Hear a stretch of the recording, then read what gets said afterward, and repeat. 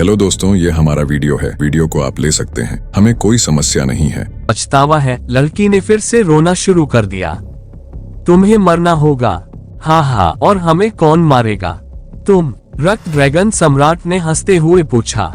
नहीं, मैं। जैसे ही रक्त ड्रैगन सम्राट हंस रहा था, पीछे से एक बुरी सी आवाज आई।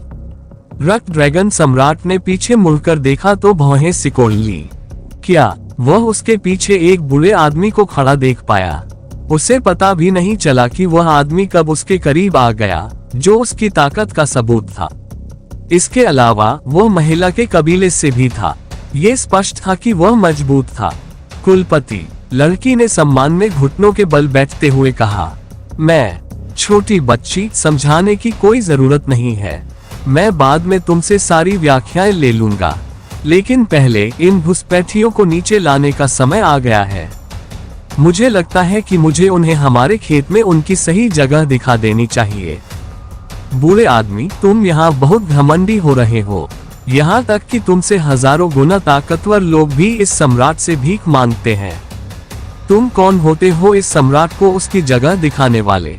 तुम तो क्या, मैं चाहूं तो तुम्हारी पूरी दुनिया को नष्ट कर सकता हूं। रक्त ड्रैगन सम्राट ने क्रोधित होकर कहा।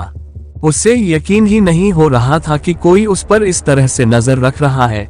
ये पहली बार नहीं है कि मैंने कोई बोलने वाला जानवर देखा है, लेकिन आप निश्चित रूप से अद्वितीय हैं। ये पहली बार है कि मैंने ऐसा जानवर देखा है जो इतना घमंडी है। बूढ़े व्यक्ति ने रक्त ड्रैगन सम्राट से कहा, जिसने उसे घमंड से घूर कर देखा। अहंकारी, तुम्हें मुझे मेरे चरम पर देखना चाहिए था, तब तुम्हें पता चलता कि यह अहंकार नहीं बल्कि सच्चाई है। कहावत तो यही है कि राजा भी तुम लोगों को। हेलो दोस्तों, ये हमारा वीडियो है। वीडियो को आप ले सकते हैं, हमें कोई समस्या नहीं है। नॉवेल ऑफ किंग चैनल को सब्सक्राइब करें, तो लाइक, शेयर और ज्यादा से ज्यादा कमेंट करना। अगले पार्ट के लिए धन्यवाद। पीटना बंद कर देता है। यहाँ तक कि भिखारी भी यह सोचने लगते हैं कि वे राजा हैं। ब्लड ड्रैगन सम्राट ने पलटवार किया। क्या ऐसी कोई कहावत है? मुझे नहीं लगता कि मैंने पहले कभी ऐसा सुना है। बुरे आदमी ने भौहें सिकुड़ते हुए कहा। यह ऐसी बात नहीं है जिसे तुम्हारे जैसे लोग सुन सकें। इसे सुनने के लिए तुम्हें उस जगह जाना होगा जहां लोग जाने का केवल सपना देखते हैं। तुम्हारे जैसा नश्वर व्यक्ति इसे नहीं समझ पाएगा। रक्त ड्रैगन सम्राट ने अपना सिर हिलाते हुए जवाब दिया। ऐसी जगह जहां लोग जाने का केवल सपना देखते हैं, वह कहाँ है? बूढ़े आदमी ने पूछा। अमर लोगों की दुनिया, रक्त ड्रैगन सम्राट ने उत्तर दिया। तो तुम दावा कर रहे हो कि तुम अमर दुनिया से आए हो? बूढ़े आदमी ने पूछा। ये सही है, मैं न केवल वहां से आया हूँ, बल्कि मैं अमर दुनिया का शासक भी हूँ। यदि तुम इस क्षण मेरे सामने झुक जाओ तो मैं तुम्हें आज नहीं मार सकता। मैं यहाँ जो चाहता हूँ उसे लेकर चला जाऊंगा और तुम भी अपने सामान्य जीवन में वापस जा सकते हो। तो तुम्हारा निर्णय क्या होगा? समझदारी से सोचो। रक्त ड्रैगन सम्राट ने सिर हिलाया। तुम मेरा फैसला जानना चाहते हो? यह आसान है। मैं उस लड़की को अपने साथ ले जा रहा हूँ और मैं हर उस व्यक्ति को मार डालूंगा जिसने मेरे कबीले को नुकसान पहुंचाने की कोशिश की, सबसे पहले तुमसे। हालांकि मैं बस इतना कहूंगा कि तुम्हारी कहानी निश्चित रूप से अच्छी थी। दुर्भाग्य से यह ऐसी चीज नहीं है जो मुझ पर काम कर सके। बूढ़े आदमी ने आह भरी। उसने अपना दाहिना हाथ आकाश की ओर उठाया और मुट्ठी भींच ली। जैसे ही उसने मुट्ठी बांधी, वह युवा लड़की गायब हो गई और बूढ़े आदमी के पीछे दिखाई दी। हालांकि वह अकेली नहीं थी, ओबुता भी बूढ़े आदमी के पीछे दिखाई दी। अल्पविराम अल्पविराम अल्पविराम। तो क्या अब तुम मुझे जवाब दोगे, या मुझे तुम्हारा दाहिना पैर भी काट लेना चाहिए? दक्ष ने ओबुता से पूछा, जिसका बायां पैर कटा हुआ था। उसकी चीखों से पूरा जंगल गूंज उठा। ऐसा प्रतीत हुआ कि ओबुता कुछ कह रहे थे, लेकिन एक वाक्य भी पूरा नहीं कर पाए थे कि गायब हो गए। हाँ, दक्ष भी हैरान था क्योंकि उसने देखा कि क्या हुआ था। ओबुता उसके चंगुल में आते ही गायब हो गया। उसे यकीन था कि ओबुता खुद गायब नहीं हुआ। अगर उसके पास ये क्षमता होती तो वह पहले ही इसका इस्तेमाल कर सकता था। उसे इतने लंबे समय तक इंतजार नहीं करना पड़ता। अगर वह ऐसा कर सकता था तो वह तब तक इंतजार नहीं कर सकता था जब तक कि उसके दोनों हाथ और एक पैर कट न जाए। इसके अलावा ये लड़की भी नहीं थी जैसा कि उसने पहले किया होगा। सब कुछ एक ही बात की ओर इशारा कर रहा था। यहाँ कोई और भी है, दक्ष ने भौहें सिकुड़ते हुए कहा। ब्लड ड्रैगन सम्राट खतरे में है। बिना कुछ सोचे समझे वह उस दिशा में उड़ने लगा जिधर रक्त ड्रैगन सम्राट गया था। उसने अपने रास्ते में आने वाले पेड़ों से बचने के लिए कभी कभी अपना रास्ता बदला, इससे पहले कि वह अंततः ब्लड ड्रैगन सम्राट को देख पाता। इतना ही नहीं, उसने ओबुता को भी देखा। जो व्यक्ति अचानक गायब हो गया था वह अब एक बुरे आदमी के पीछे खड़ा था। उसके पीछे वही युवा लड़की भी थी। ब्लड ड्रैगन सम्राट बुरे आदमी के आगे उड़ रहा था। आह, तुम भी यहाँ हो, यह अच्छी बात है। जब मैंने ओबुता को यहाँ देखा तो मैं हैरान रह गया। तुम उसे कैसे भागने दे सकते हो? इससे कोई फर्क नहीं पड़ता। क्या तुम्हें पत्थर मिल गया? जैसे ही दक्ष ओबुता के सामने उतरा उसने एक साथ कई सवाल दाग दिए। मुझे अभी भी उस आदमी से पत्थर के बारे में जानकारी नहीं मिली है। मैं बस उसे पाने ही वाला था कि वह आदमी मेरी मुट्ठी से गायब हो गया, दक्ष ने जवाब दिया। क्या ऐसा है? ये तो निराशाजनक है, लेकिन इससे कोई फर्क नहीं पड़ता। वह आदमी हमारी आंखों के सामने ही है। हमें बस उस बुरे आदमी को बाहर निकालने की जरूरत है और वह हमारा हो जाएगा, ब्लड ड्रैगन सम्राट ने कहा। क्या मैं पूछ सकता हूँ कि तुम दोनों किस पत्थर की बात कर रहे हो? बुरे आदमी ने उलझन में पूछा। ऐसा लग रहा था कि सब कुछ इसलिए हुआ क्योंकि ये लोग किसी पत्थर की तलाश में थे। किस पत्थर की बात है, यही मुख्य सवाल था। वह पत्थर जो पहले हमारा था। मैंने इसे लगभग 10 लाख साल पहले इस द्वीप पर फेंक दिया था, ये सोचकर कि भविष्य में मुझे इसकी आवश्यकता नहीं होगी, रक्त ड्रैगन सम्राट ने उत्तर दिया। लेकिन अब हमें इसकी जरूरत है, इसलिए मैं इसे वापस लेने आया हूँ। लेकिन पता चला कि ये द्वीप पहले जैसा नहीं रहा। पहले इस भूमि पर डार्क स्पिरिट्स का शासन था, लेकिन अब यह आप लोगों का शासन है। इसके अलावा जो प्राणी कभी इस द्वीप पर शासन करते थे वे आपके भोजन का स्रोत थे, उन्होंने आगे कहा। लेकिन मुझे इससे कोई फर्क नहीं पड़ता। हमें बस अपना पत्थर चाहिए। हमें इसकी परवाह नहीं कि इस द्वीप का क्या होगा या इस पर कौन शासन करेगा। वैसे भी हमें पता चला कि छोटी लड़की को वह पत्थर मिला था जिसे वह खिलौने की तरह इस्तेमाल करती थी, और उस बड़े आदमी ने उसे उससे छीन लिया। अब अगर तुम मुझसे कहो कि वह पत्थर लौटा दे तो तुम और मैं दोनों जा सकते हैं। स्थिति को और खराब मत बनाओ। NOWELLBEIN.CO। रक्त ड्रैगन सम्राट ने न केवल स्थिति स्पष्ट की बल्कि साथ ही चेतावनी भी जारी की। दुर्भाग्य से उसकी चेतावनी अनसुनी हो गई क्योंकि बुरे व्यक्ति ने उसे गंभीरता से नहीं लिया। इसके बजाय उसने दक्ष की ओर देखा। उसे ब्लड ड्रैगन सम्राट में कोई खतरा नहीं दिखा, लेकिन उसे लगा कि दक्ष में कुछ अजीब है। उसे उससे एक खतरनाक एहसास हो रहा था। यह एक ऐसा एहसास था जो उसे तब भी नहीं हुआ था जब उसने द्वीप की सभी डार्क स्पिरिट्स का सामना किया था और आखिरकार उन्हें फंसा लिया था। जब रक्त ड्रैगन सम्राट ने कहा कि वह अमर दुनिया से है तो उसे विश्वास नहीं हुआ, लेकिन दक्ष को देखकर उसे महसूस हुआ कि इसमें संभावना थी। एक व्यक्ति जो उसके जैसा युवा है और पहले से ही नश्वर दुनिया के शिखर पर है, और यही बात सतह पर दिखाई दे रही थी। इस व्यक्ति की असली ताकत इससे भी ज्यादा हो सकती है, जैसा कि उसका मानना था। इससे उसे हमला करने से पहले सावधानी से कदम उठाने पड़े। क्या मैं पूछ सकता हूँ कि आप कौन हैं? बुरे आदमी ने दक्ष से पूछा। मैं कौन हूँ इससे कोई फर्क नहीं पड़ता, बस मुझे बता दो कि मेरा पत्थर कहाँ है और मैं चला जाऊंगा, दक्ष ने जवाब दिया। क्या आपको लगता है कि आप उसके 2 पैर और 1 पैर लेने के बाद ऐसे ही चले जाएंगे? बुरे आदमी ने ओबुटा की ओर इशारा करते हुए पूछा। तो मैंने उसे विकल्प दिया था, वह मुझे पत्थर के बारे में बता सकता था और स्थिति ऐसी नहीं होती। अगर तुम वह गलती दोहराते हो तो तुम भी उसकी जगह पर हो सकते हो। तो क्या मुझे उस धमकी से डरना चाहिए और तुम्हें जो चाहिए वो देकर जाने देना चाहिए, वह भी तब जब तुमने इतना कुछ किया है? बुरे आदमी ने पूछा। बूढ़े आदमी, मेरी बात सुनो। उससे कहो कि वह मुझे पत्थर दे दे और हम इसे यहीं रोक सकते हैं। पत्थर मिलने के बाद मैं उसे पूरी तरह से ठीक कर दूंगा।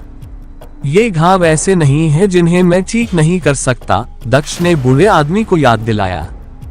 उन्होंने आगे कहा, हालांकि अगर ये घाव कम समय में ठीक नहीं हुए तो क्षति स्थायी हो जाएगी। बस ये याद रखें युवक, मुझे तुम्हारी धमकी की परवाह नहीं है। इसके अलावा मुझे इसकी भी परवाह नहीं है कि वह कौन सा पत्थर था। मुझे केवल इस बात की परवाह है कि तुमने उस पर हमला किया था, और अगर तुम उसे अभी ठीक नहीं करते तो पत्थर के साथ जाने की बात तो दूर, तुम पत्थर के बिना भी नहीं जा पाओगे। बूढ़ा आदमी हठपूर्वक अपनी जगह पर अड़ा रहा, हिलने से इनकार कर दिया। तो मुझे बताओ कि तुम कौन हो और उसे ठीक करो।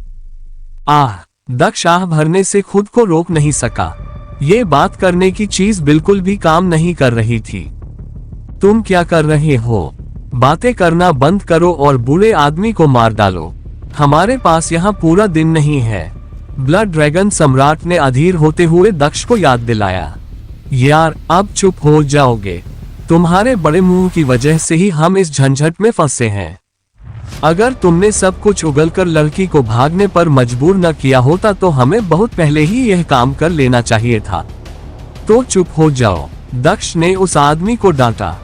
मुझे नहीं पता था कि मैं किसी ऐसे व्यक्ति से मिलूंगा जो ये जानने में बुरा है कि कब क्या कहना है, लेकिन आप निश्चित रूप से उसके द्वारा किए गए हर काम से बेहतर हैं।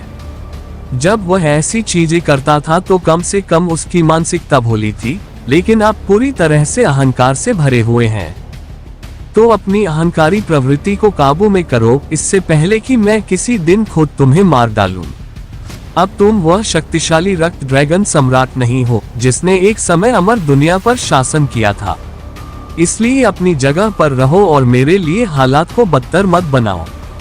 दक्ष ने अब तक अपना ज्यादातर गुस्सा दबाए रखा था, लेकिन आखिरकार वह टूट गया।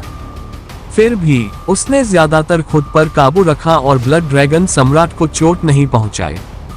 ब्लड ड्रैगन सम्राट ने दक्ष को खाली आंखों से देखा और भी शर्मिंदा महसूस किया। उसे एक ऐसे व्यक्ति द्वारा एक बच्चे की तरह डांटा जा रहा था जो उससे लाखों साल कमजोर था। अल्पविराम, ठीक है, मुझे परवाह नहीं कि झू चांग मेरे साथ क्या करता है, लेकिन जैसे ही मुझे मेरा शरीर मिलेगा मैं तुम्हें मार डालूंगा। बस तुम रुको कमीने, उसने सोचा, लेकिन उसने अपने विचारों को अपने चेहरे पर नहीं आने दिया। दक्ष ने क्रोध की ज्वाला को बुझने नहीं दिया और वह अपने सामने खड़े बूढ़े व्यक्ति को देखने लगा। तुम्हारे लिए, बूढ़े आदमी, मैं पहले से ही परेशान हूँ। मेरे पास यहाँ बिताने के लिए पूरा दिन नहीं है। मैं तुम्हें 10 तक गिनती बता रहा हूँ।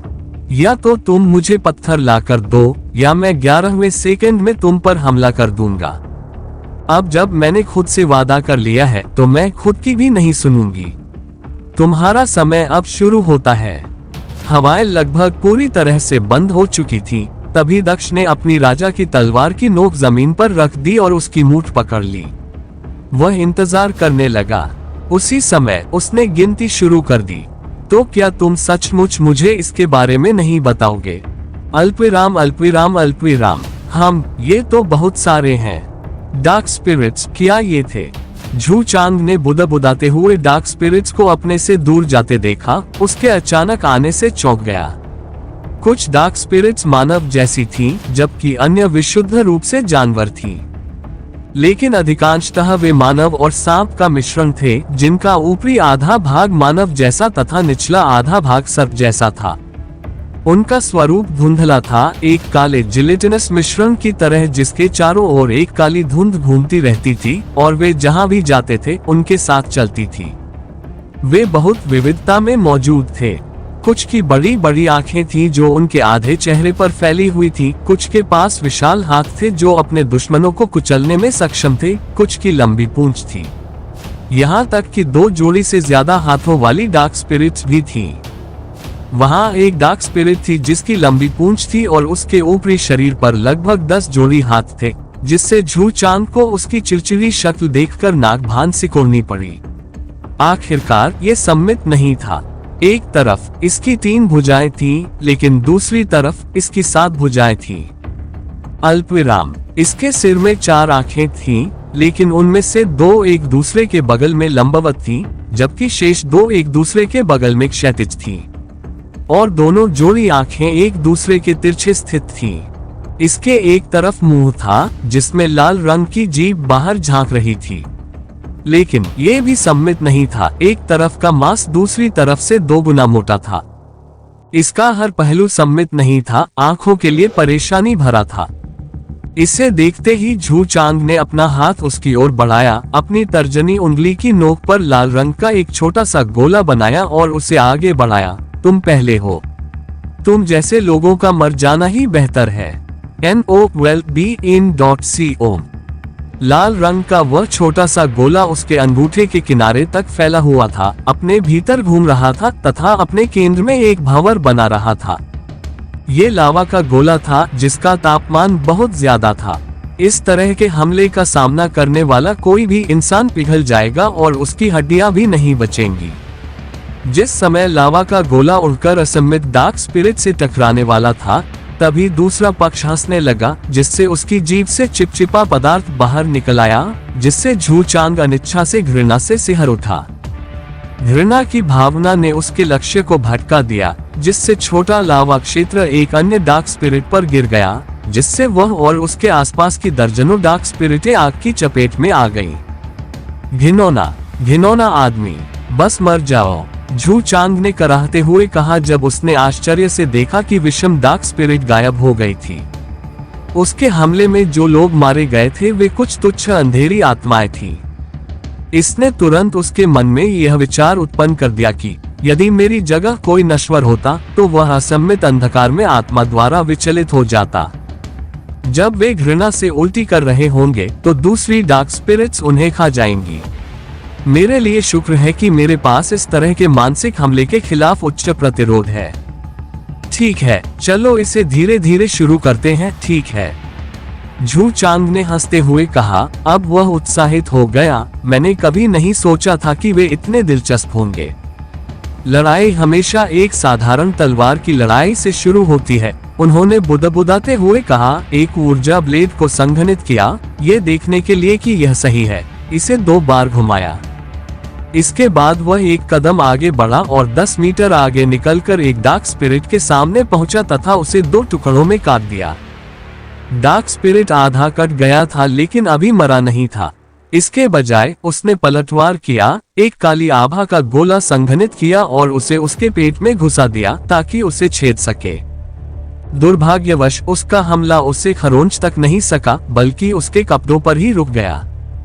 तो वह तलवार भी उतनी कारगर नहीं है। दिलचस्प है, झू चांग ने अपनी कलाई को एक बार हिलाते हुए कहा, क्योंकि तलवार लाल रंग की चमकीली छाया में चमकने लगी थी, जिससे घनी गर्मी निकल रही थी। फिर उसने अपने सामने डार्क स्पिरिट पर वार किया, जिसे पहले आधे में काट दिया गया था। NOWELLBEIN। अच्छा, आग कारगर है। डार्क स्पिरिट के कटे हुए टुकड़ों को आग की लपटों में जलते हुए देखकर वह हंसा। हालांकि जब आग से बहुत अधिक धुआं और बदबू आने लगी तो वह भौचक्का हो गया और अपने कपड़े झाड़ते हुए पीछे हट गया। आग अच्छी नहीं है। वह अभी अपने हमले का तरीका बदलने ही वाला था कि उसके दिमाग में एक विचार कौन था, जिससे वह खुशी से हंसने लगा और खुद की तारीफ करते हुए बोला, हाँ, मैं इसे भूल गया था। फिर वह तेजी से चिल्लाया, एक के बाद एक डार्क स्पिरिट्स को काटता हुआ। जैसे ही वे उसे घेरने लगे, एक के बाद एक उस पर हमला करने लगे। जैसे ही उसने एक के बाद एक उन पर हमला किया, उसका चेहरा ढह गया। वह वाकई बहुत बदसूरत लग रहा है। के एक भयावह हंसी गूंजी जब विषम डार्क स्पिरिट अचानक प्रकट हुई। अपनी पूंछ को उसकी तलवार की मूठ के चारों ओर लपेटते हुए उसे दूर खींच लिया। फिर वह भीड़ में गायब हो गई, उसकी तलवार के साथ गायब हो गई, जिससे वह खुश हो गया। फिर उस पर डार्क स्पिरिट्स ने हमला कर दिया। झू चांग ने उन्हें दूर रखने के लिए मुके, लात, हुक, सिर पर मुके, सब कुछ किया। लेकिन धीरे धीरे वह थकने लगा, क्योंकि उसका शरीर कीचड़ से भर गया था। वह इसे बहुत जल्दी खत्म नहीं करना चाहता था, इसलिए उसने कोई शक्तिशाली हमला नहीं किया, लेकिन साधारण हमले से काम नहीं चल रहा था क्योंकि यहाँ बहुत सारी आत्माएं थी। उसके हमले धीमे हो गए क्योंकि एक डार्क स्पिरिट ने उसके हाथ को जकड़ लिया और उसे जमीन पर घसीटने लगी। एक एक करके डार्क स्पिरिट्स ने उसे जकड़ लिया और पंजे से मार डाला, जिसके तुरंत बाद वह डूब गया। जैसे ही उसने देखा कि उसकी दृष्टि डार्क स्पिरिट्स की आकृतियों में दब गई है, झू चांग ने बड़बड़ाते हुए कहा, ये बेकार आत्माएं सोचती हैं कि वे सिर्फ इसी से मेरी रक्षा कर सकती हैं। मैं डार्क कछुआ कबीले का उत्तराधिकारी हूँ, उसे तो छोड़ो, उनके पूर्वज भी मुझे नहीं हरा सकते। जब उसने देखा कि एक काली आत्मा ने उसका मुंह बंद कर रखा है, तो उसने हल्की सी फूंक मारी जिससे वह दूर उड़ गई और पश्चाताप तथा खेद के स्वर में बोला, मुझे आश्चर्य है कि ये आत्मा यूं ही भाग क्यों नहीं जाती। अपने पूरे जीवन काल में मैंने ऐसे किसी व्यक्ति का सामना नहीं किया जो भाग न गया हो। लोग या तो तुरंत भाग गए या फिर उन्होंने मुझे दूसरों को मारते हुए देखा, लेकिन ये पहली बार है कि वे बिना किसी डर के इतने जुनून के साथ मेरे पास आए हैं। ये वही है जिसकी मुझे तलाश थी। बढ़िया, मेरे पास आते रहो, मेरे पास और भी आओ, मुझे इस एहसास को अपनाने दो। शायद मुझे ये लंबे समय तक न मिले। इस जगह की यात्रा सार्थक रही। रुको, ये जगह, अगर मैं गलत नहीं हूँ तो ऐसी शक्तिशाली आभा वाली जगह में यह जरूर होगा। मैंने इसके बारे में पहले क्यों नहीं सोचा? अगर मैं इसे पा सकता हूँ तो मैं। वह पूरी ताकत से चिल्लाया, डार्क ऑरा स्पिरिट प्लांट। हाँ, डार्क ऑरा स्पिरिट प्लांट जो इस जगह के दिल में उग सकता है, उसे पुनर्जीवित कर सकता है। उनसे निपटने के बाद मैं उसे खोजने की कोशिश कर सकता हूँ। अगर मैं भाग्यशाली रहा तो मेरी खोज यहाँ समाप्त हो सकती है। तो उसकी आंखों में उम्मीद की एक झलक थी जो पहले कभी नहीं थी। वह वास्तव में गंभीर दिख रहा था और ऐसा नहीं लग रहा था कि वह यहाँ खेल रहा था। उसके चेहरे पर तीव्र आक्रोश था, मैं वह फूल लेकर आऊंगा। उसका शरीर एक उज्जवल प्रकाश से चमकने लगा, जिससे वह उसके ऊपर मौजूद अंधेरे आत्माओं के झुंड के बीच की खाई से बाहर निकलने लगा। कोई भी मुझे नहीं रोक सकता, यहाँ तक कि आप सब भी नहीं। एक डार्क स्पिरिट ने चबाना बंद कर दिया और वह चकाचौंध करने वाली रोशनी को घूरने लगा। वह हैरान था, अब उसे एहसास हुआ कि उसके सारे दांत टूट चुके थे। चकाचौंध करने वाली रोशनी के बाद हवा का एक झोंका आया जिसमें रहस्यमयी सुनहरी ऊर्जा मिली हुई थी। केंद्र के रूप में झू चांद से ऊर्जा एक लहर की तरह बाहर निकली, जिसने सभी डार्क स्पिरिट्स को सबसे छोटे टुकड़ों में तोड़ दिया। विस्फोट के दायरे में सब कुछ तुरंत वाष्पीकृत कर दिया और ठीक इसी समय बिजली का एक बड़ा बोल्ट उस जगह के केंद्र पर गिरा। एक विशाल गड्ढे के भीतर तीव्र बिजली की चमक के साथ चमकता हुआ एक भाला पकड़े हुए झू चांद खड़ा था, जिसने अब एक शास्त्रीय कवच पहन रखा था जिस पर बहुत अधिक टूट फूट थी, जो खून और घास, मिट्टी और अन्य पदार्थों के मिश्रण से ढका हुआ था। इसने उन्हें एक बहादुर सेनापति की भावना से चित्रित किया, जिसने युद्ध के मैदान में असंख्य बार विजय प्राप्त की, बिना किसी हिचकिचाहट के अपने देश के लिए अपना शरीर बलिदान कर दिया। एक सम्माननीय व्यक्ति जो गर्व, बहादुरी और सम्मान का प्रतीक था। अपने हाथों में भाला थामे झू चांद ने काले सागर को देखा जो विस्फोट के दायरे से परे उसकी ओर बढ़ रहा था। दुनिया का अंधेरा, पीड़ा के प्राणी, अंतहीन एकांत में फंसे हुए, आपदाओं के अग्रदूत, रसातल के प्राणी, मुझे लगता है कि यही काफी है। उसने खांसते हुए एक बार फिर गंभीर चेहरा बनाते हुए कहा, तुमने इस दुनिया को बहुत परेशान कर दिया है।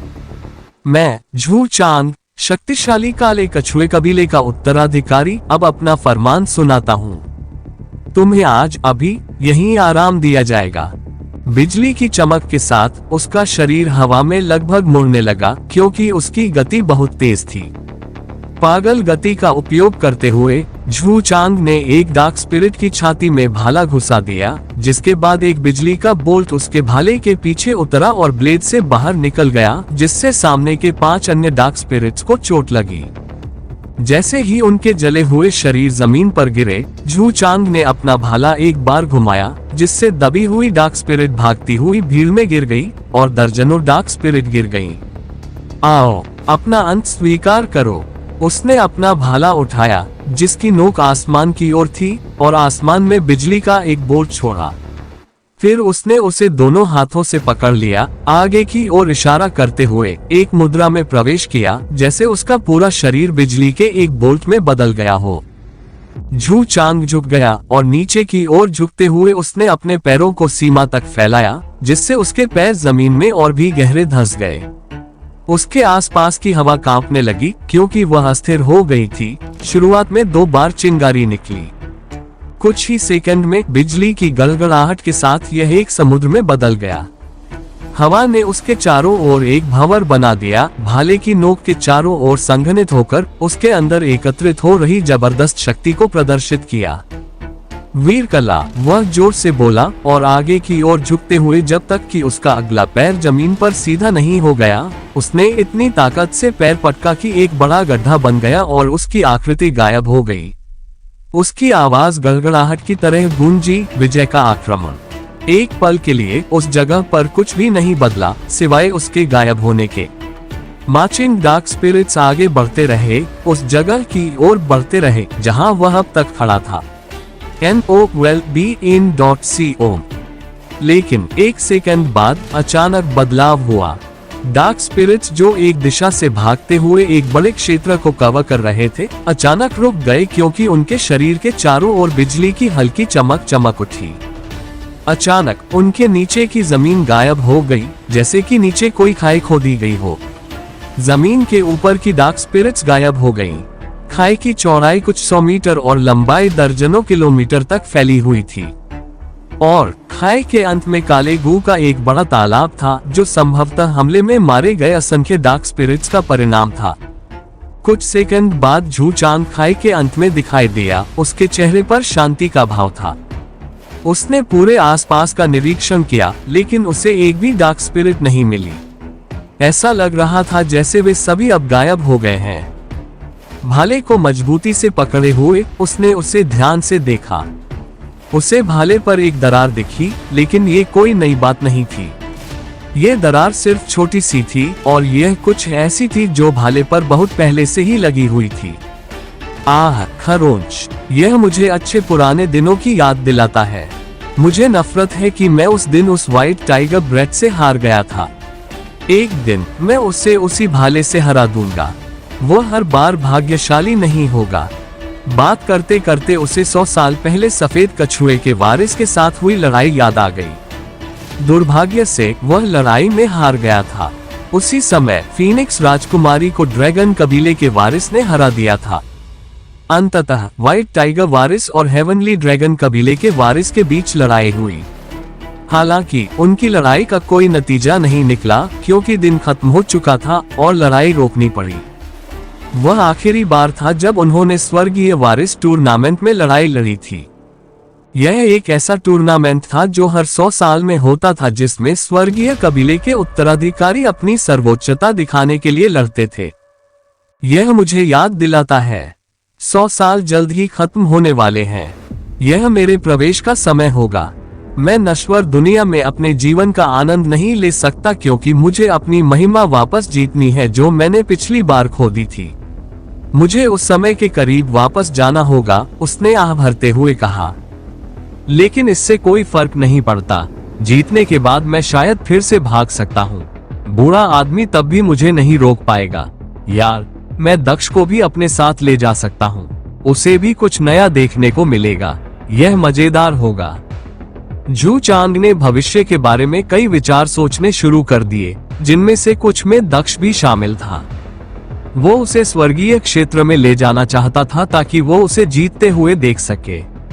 यदि मैं उससे पहले जीत जाता हूँ तो वो अंततः अनुभव कर सकेगा कि मैं कितना शक्तिशाली हूँ और स्वर्ग की लड़ाई कितनी कठिन है। क्या एक और बचा है? उसने जल्द ही दूरी पर एक और आत्मा को देखा। यह एक निडर आत्मा भी थी क्योंकि यह भाग नहीं रही थी। डार्क स्पिरिट्स उसके सामने प्रकट हुई, धीरे धीरे आगे बढ़ती गईं और उसके पैरों के पास आकर खड़ी हो गईं और असम्मित डार्क स्पिरिट ठीक इसी समय उनके सामने आ गई और मानवीय तरीके से हंसने लगी। झू चांग का हाथ एक क्षण के लिए चमक उठा जब घास का एक पत्ता जो उसके भाले से जला हुआ था असम्मित डार्क स्पिरिट के सिर के ऊपर दिखाई दिया, जैसे कि वो हमेशा से वहां उग रहा था। इसे देखकर जू चांद की आंखें आशा से चमक उठी। उसकी हरकतें देखकर असम्मित डार्क स्पिरिट ने दूसरों को एक बार फिर उस पर हमला करने का आदेश दिया। पास में और अधिक डार्क स्पिरिट्स दिखाई दिए। अच्छा, बहुत अच्छा, ये तो और भी बेहतर है। कछुए की ताकत, उसने चिल्लाते हुए अपना भाला फिर से उठाया। उसके बाल तुरंत ही बढ़ने लगे और चेहरा बूढ़ा होने के साथ साथ सफेद होने लगा। उसका शरीर चमड़ी और हड्डियों में बदल गया, कमजोर, जिसमें उसकी पिछली मौलिक शक्ति और वीरता की कोई झलक नहीं थी। उसका सार उसके शरीर से एक छोटे हरे गोले के रूप में बाहर निकला, जो जीवन शक्ति से भरपूर था, जो उसके पूरे जीवन की परिणति थी। ये हवा में उड़ गया और एक हरे कछुए का प्रक्षेपण दिखाई देने पर विस्फोट हो गया। इसने तुरंत एक गहरी सांस ली और एक हरा धुआं छोड़ा, जो तुरंत पूरे क्षेत्र में फैल गया, हर जगह छा गया। और हरे धुएं में कहीं भी डार्क स्पिरिट्स एक के बाद एक मर गए। उनके शरीर मिट्टी में बदल गए और पेड़ तुरंत उगाए। जब उसने सारा हरा धुआं बाहर निकाल दिया तो कछुआ कई टुकड़ों में बिखर गया, जिससे जू चांद को खून की खांसी हुई। जमीन पर गिरते हुए वह आश्चर्यचकित हो गया। उसने देखा कि असम्मित डार्क स्पिरिट अभी भी जीवित थी। तुम अभी भी जीवित हो, ये बहुत दिलचस्प है। चूंकि वह कछुए के नीचे खड़ा था जब उसने हरा धुआं छोड़ा था, इसलिए असम्मित डार्क स्पिरिट ने अधिकांश हमले से बचकर निकल गया था।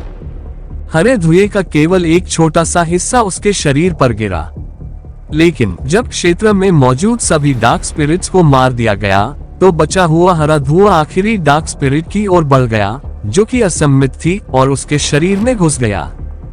अफसोस, इसकी शक्ति विषम डार्क स्पिरिट को मारने के लिए पर्याप्त नहीं थी। हरे धुएं के बुझ जाने के बाद यह अभी भी जीवित था, अब जमीन पर गिर गया, जीने के लिए संघर्ष कर रहा था। वह शव के करीब गया और अपना भाला उठाया। नरक की यात्रा अच्छी हो और मुझे इतना अच्छा समय देने के लिए धन्यवाद। उसने अंधकारमय आत्मा में भाला घोंप दिया। जैसे ही विषम डार्क स्पिरिट को चाकू मारा गया, उसका शरीर गायब हो गया। जू चांद ने धीरे से घास के पत्ते को पकड़ लिया, मुस्कुराते हुए बुदबुदाया, मैंने वास्तव में इसे पा लिया है। ये वही था जिसे मैं इतने समय से ढूंढ रहा था।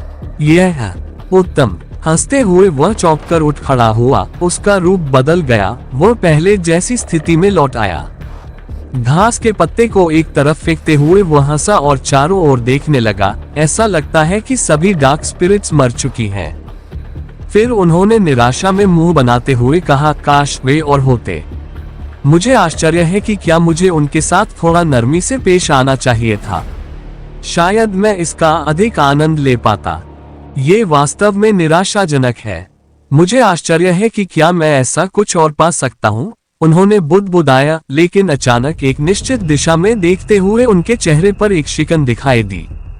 ये तो दिलचस्प है, वहाँ लड़ाई हो रही है। क्या दक्ष वहाँ किसी से लड़ रहा है? जू चांद ने पत्ते को अपने भंडारण रिंग में रख लिया और फिर दक्ष की दिशा में उड़ने लगा। अल्पविराम अल्पविराम अल्पविराम अल्पविराम। दक्ष बूढ़े आदमी के सामने खड़ा था। उसने अभी अभी पत्थर के बारे में जानकारी सौंपने की चेतावनी जारी की थी। दुर्भाग्य से बूढ़ा आदमी ऐसा नहीं लग रहा था कि वह जानकारी सौंपने वाला था। इसके बजाय उसने दक्ष को गिनती जारी रखने दी और खुद उसका निरीक्षण करते हुए इंतजार किया। दक्ष ने आखिरकार गिनती पूरी कर ली, लेकिन उसे आश्चर्य नहीं हुआ। उसने पहले ही अंदाजा लगा लिया था कि उस आदमी के लिए यह इतना आसान नहीं होगा। वह ताकतवर था और वह निश्चित रूप से दिखावा करने वाला था। ठीक है, अगर ऐसा ही होना है तो ठीक है। बस याद रखो कि मैं यह नहीं चाहता था, लॉन्ग ने आह भरते हुए बूढ़े आदमी को बताया। उसने धीरे से अपनी राजा की तलवार उठाए और बूढ़े आदमी पर निशाना साधा। तुम पैट्रियार्क को भी चोट पहुंचाओगे? युवा लड़की ने कांपते हुए दक्ष से पूछा। पैट्रियार्क सबसे ताकतवर व्यक्ति था जिसे वह जानती थी, लेकिन वह ये भी जानती थी कि ये विदेशी डरावने थे। न केवल उन्होंने उसका इस्तेमाल किया, बल्कि उन्होंने ओबुता को भी इतनी आसानी से हरा दिया। वह नहीं जानती थी कि दक्ष के लिए पैट्रियार्क को मारना संभव है या नहीं, लेकिन अगर वह ऐसा कर सकता था तो इसकी जिम्मेदारी उसके कंधों पर आने वाली थी। उसका पूरा कबीला उसे अपने दरवाजे पर दुश्मन लाने के लिए दोषी ठहराने वाला था। मैं ऐसा तभी करूंगी जब मुझे वह चीज नहीं मिलेगी जो मैं चाहती हूँ, दक्ष ने जवाब दिया। अल्पविराम। कुलपति, कृपया इस दुष्ट आदमी को पत्थर दे दीजिए। मुझे मेरा खिलौना नहीं चाहिए। उसे ओबुता को ठीक करने दीजिए। मैं नहीं चाहती कि मेरे पत्थर की वजह से किसी और को चोट पहुंचे, लड़की ने झिझकते हुए कुलपति से कहा। मैं नहीं चाहती कि आप मरें। अब ये बात तुम्हारे खिलौने के बारे में नहीं है, यह उससे कहीं बढ़कर है, और जो कुछ उसने किया है उसके बाद मैं तुम्हें भागने नहीं दूंगा। जहां तक मेरी जान का सवाल है, चिंता मत करो। उसके जैसा व्यक्ति मुझे हराने के लिए पर्याप्त नहीं है, बूढ़े व्यक्ति ने उसकी बात अनसुनी करते हुए जवाब दिया। इसके बजाय उसने अपना हाथ हिलाया, जिससे लड़की और ओबुता गायब हो गए। तुम उन्हें कबीले में वापस भेज देते हो? दक्ष ने पूछा। उसे आसानी से अंदाजा हो गया कि बूढ़े आदमी ने क्या किया। तो तुम अंतरिक्ष का भी इस्तेमाल कर सकते हो। क्या इसी तरह तुमने यहाँ सभी डार्क स्पिरिट्स को हराया था? मुझे आपके प्रश्न का उत्तर देने की आवश्यकता महसूस नहीं होती। आज मुझे इस बात की परवाह नहीं है कि आप अमर दुनिया से हैं या स्वर्ग से। आज आप मरने जा रहे हैं। ऐसा लग रहा था कि वह आदमी दक्ष को चेतावनी दे रहा था। तभी अचानक उसे कुछ नजर आया। उसे दूर दूर तक घने बादल दिखाई दे रहे थे। तेज गड़गड़ाहट के साथ एक शक्तिशाली बिजली भी गिरी। यही वो जगह है जहां मैं डार्क स्पिरिट्स रखता हूं। कोई उस जगह पर हमला कर रहा है, लेकिन कौन? बूढ़े आदमी को यकीन नहीं हो रहा था कि किसी ने उसके डार्क स्पिरिट फॉर्म पर हमला किया है। वो व्यक्ति कौन हो सकता है? यह कोई ऐसा व्यक्ति होगा जिसे तुम ही लेकर आए हो। ये सब तुम्हारा ही काम है। उसने दक्ष को घूरते हुए उंगली से इशारा करते हुए चिल्लाया। खैर, मुझे लगता है कि मुझे अंदाजा है कि वह कौन हो सकता है। मुझे खुशी है कि उसे खेलने के लिए कुछ मिल गया। मुझे चिंता होने लगी थी कि वह इस पूरे द्वीप को नष्ट कर देगा क्योंकि उसे खेलने के लिए कुछ नहीं मिला। दक्ष ने बादल की ओर देखते हुए कहा। स्नेकी, ऐसा लगता है कि अब तुम सुरक्षित हो। बधाई हो, उन्होंने मुस्कुराते हुए आगे कहा। बस, तुम दुष्ट प्राणी। पहले तुम यहाँ आते हो और मेरे बच्चों पर हमला करते हो, और फिर तुम हमारे भोजन स्रोत पर हमला करते हो। क्या तुम्हारे पास कोई दिमाग नहीं है? तुम उन जीवनों को क्यों नष्ट करना चाहते हो जिन्हें हमने इस छोटे से द्वीप पर अपने लिए बनाया है, जो स्वर्गीय योद्धाओं से बहुत दूर है? बूढ़े आदमी ने दक्ष पर चिल्लाया। हम स्वर्गीय योद्धा? आप उनके बारे में कैसे जानते हैं? मुझे मत बताओ कि आप स्तब्ध। रक्त ड्रैगन सम्राट की आंखें चौड़ी हो गई। यह सही है, मैं स्वर्गीय क्षेत्र में स्वर्गीय योद्धाओं का दास था। बस थोड़ी सी आजादी पाने के लिए मैंने अपना पूरा जीवन उनकी सेवा में बिता दिया। बहुत संघर्ष के बाद उन्होंने आखिरकार मुझे जाने और नश्वर दुनिया में अपना जीवन बनाने की अनुमति दी। मैंने किसी को परेशान नहीं किया और इस परित्यक्त द्वीप पर आया जहां एक भी जीव नहीं रहता था, चाहे वह मनुष्य हो या जानवर। यहाँ केवल आत्माएं थीं जिनसे हम भोजन प्राप्त कर सकते थे। हमने किसी को परेशान नहीं किया और अपना जीवन बनाया। लेकिन क्या ये भी तुम लोगों के लिए पर्याप्त नहीं था? तुम हमें यहाँ सुरक्षित रहने भी नहीं दे सकते, है ना? मेरे परिवार पर हमला करना, हमारा खाना नष्ट करना, बहुत हो गया। मुझे परवाह नहीं कि तुम अमर दुनिया से हो। आज तुम मर जाओगे। बूढ़ा आदमी इतना क्रोधित था कि उसकी त्वचा भी लाल होने लगी। उसने अपना पैर जमीन पर पटका, जिससे उसके पैरों के नीचे एक स्थानिक पोर्टल दिखाई दिया। स्थानिक पोर्टल से एक छोटा सा बक्सा निकला, जो बूढ़े आदमी के हाथ में आ गया। छोटे से डिब्बे पर सूर्य का प्रतीक बना हुआ था, जो इस तरह चमक रहा था जैसे कि वो असली सूर्य हो। छोटा डिब्बा पूरी तरह से चौकोर था और इतना छोटा था कि बूढ़े आदमी की हथेली में पूरी तरह से समा सकता था। ये पंख की तरह हल्का भी था, जिसका वजन भी लगभग नगण्य था। हाथ में डिब्बा लेकर बूढ़े आदमी की आभा बदल गई। शांत लेकिन शांत आभा से उसकी आभा शत्रुतापूर्ण, रक्त पिपासा से भरी हुई हो गई। दक्ष को अपनी आभा की चिंता नहीं थी। इसके बजाय उसे बूढ़े आदमी के हाथ में मौजूद छोटे से बक्से की चिंता थी। जैसे ही दक्ष की नजर बॉक्स पर पड़ी, उसे एहसास हुआ कि यह एक उच्च श्रेणी का खजाना था जो अनैतिक दुनिया में भी नहीं मिल सकता था। इसका ग्रेड उसके उच्चतम ग्रेड के खजाने से भी अधिक था जो उसे संत राजा से मिला था। एकमात्र कलाकृति जो उसने देखी थी जिसका ग्रेड बॉक्स से अधिक था वह थी उसकी समय की तलवार। ये सब सिर्फ एक ही बात की ओर इशारा करता था, वह ये कि बक्सा अमर दुनिया से था, जो समझ में आता था क्योंकि बूढ़े आदमी ने दावा किया था कि वह अतीत में वहां रहता था। उसके पास इस तरह का खजाना होना कोई अजीब बात नहीं थी। हो सकता है कि उसे ये खजाना मिला हो, या शायद उसने इसे चुराया हो, या शायद उसे ये खजाना उपहार में मिला हो, लेकिन इससे कोई फर्क नहीं पड़ता। जो बात मायने रखती है वह ये है कि दुश्मन के हाथों में ये खजाना खतरनाक था। बिना सोचे समझे दक्ष ने बूढ़े आदमी से बॉक्स छीनने का फैसला किया, इससे पहले कि इसका इस्तेमाल उसके खिलाफ किया जा सके। वो तुरंत बूढ़े आदमी के पास पहुंच गया और उसे दिखाया कि वह यहाँ अकेला व्यक्ति नहीं था जो अंतरिक्ष की शक्ति का उपयोग कर सकता था। जैसे ही दक्ष बूढ़े आदमी के पास आया, उसने अपनी तलवार से उस बूढ़े आदमी के हाथ काट दिए जो बक्सा पकड़े हुए था। हालांकि वो थोड़ा देर से पहुंचा था। जैसे ही वो उस आदमी के पास पहुंचा, वो आदमी भी गायब हो चुका था। बूढ़े आदमी के हाथ में जो बक्सा था वो जमीन पर गिर गया, जिससे दक्ष हैरान रह गया। भागते समय वो बक्सा अपने साथ क्यों नहीं ले गया? क्या ये कोई चाल थी? उसी समय दक्ष ने अपने आसपास नजर रखने के लिए अपनी दिव्य इंद्रिय का एक विस्तृत जाल बिछाया, लेकिन बूढ़ा आदमी उसके पास दिखाई नहीं दिया। क्या वो भाग गया? दक्ष ने भौहें सिकोड़ते हुए उस बक्से को देखा जो उसके सामने पड़ा था। तुम क्या देख रहे हो? बस इसे उठाओ, यह एक अच्छा खजाना होना चाहिए। ब्लड ड्रैगन सम्राट ने दक्ष को जल्दी करते हुए चिल्लाया। स्वर्ग से एक खजाना उतना ही शक्तिशाली है जितना आप पा सकते हैं। इसके बारे में 2 बार मत सोचो, इसे बस देखकर मत ले लो। दूसरी ओर दक्ष अभी भी संदिग्ध था। ये कुछ ज्यादा ही संदिग्ध लग रहा था। वह अपना सिर हिलाए बिना नहीं रह सका, भौहें सिकोड़ ली। ये बहुत सुविधाजनक था। मुझे नहीं लगता कि बूढ़े आदमी ने जिस तरह से मेरी मौत के बारे में बात की थी, वो इतनी आसानी से हार मान लेगा, दक्ष ने भौहें सिकोड़ते हुए कहा। ब्लड ड्रैगन सम्राट भौहें सिकोड़ते हुए दक्ष की ओर भागा। यार, तुम बहुत डरपोक हो। ये साफ लगता है कि बूढ़ा आदमी सिर्फ बातें कर रहा था। जैसे ही उसने देखा कि तुम भी स्पेस का इस्तेमाल कर रहे हो, वो डर गया और उसे वहीं छोड़कर भाग गया। अब बेवकूफ बनना बंद करो। उन्होंने आगे कहा, ठीक है, अगर आप इसे नहीं उठाएंगे तो मैं इसे उठा लूंगा।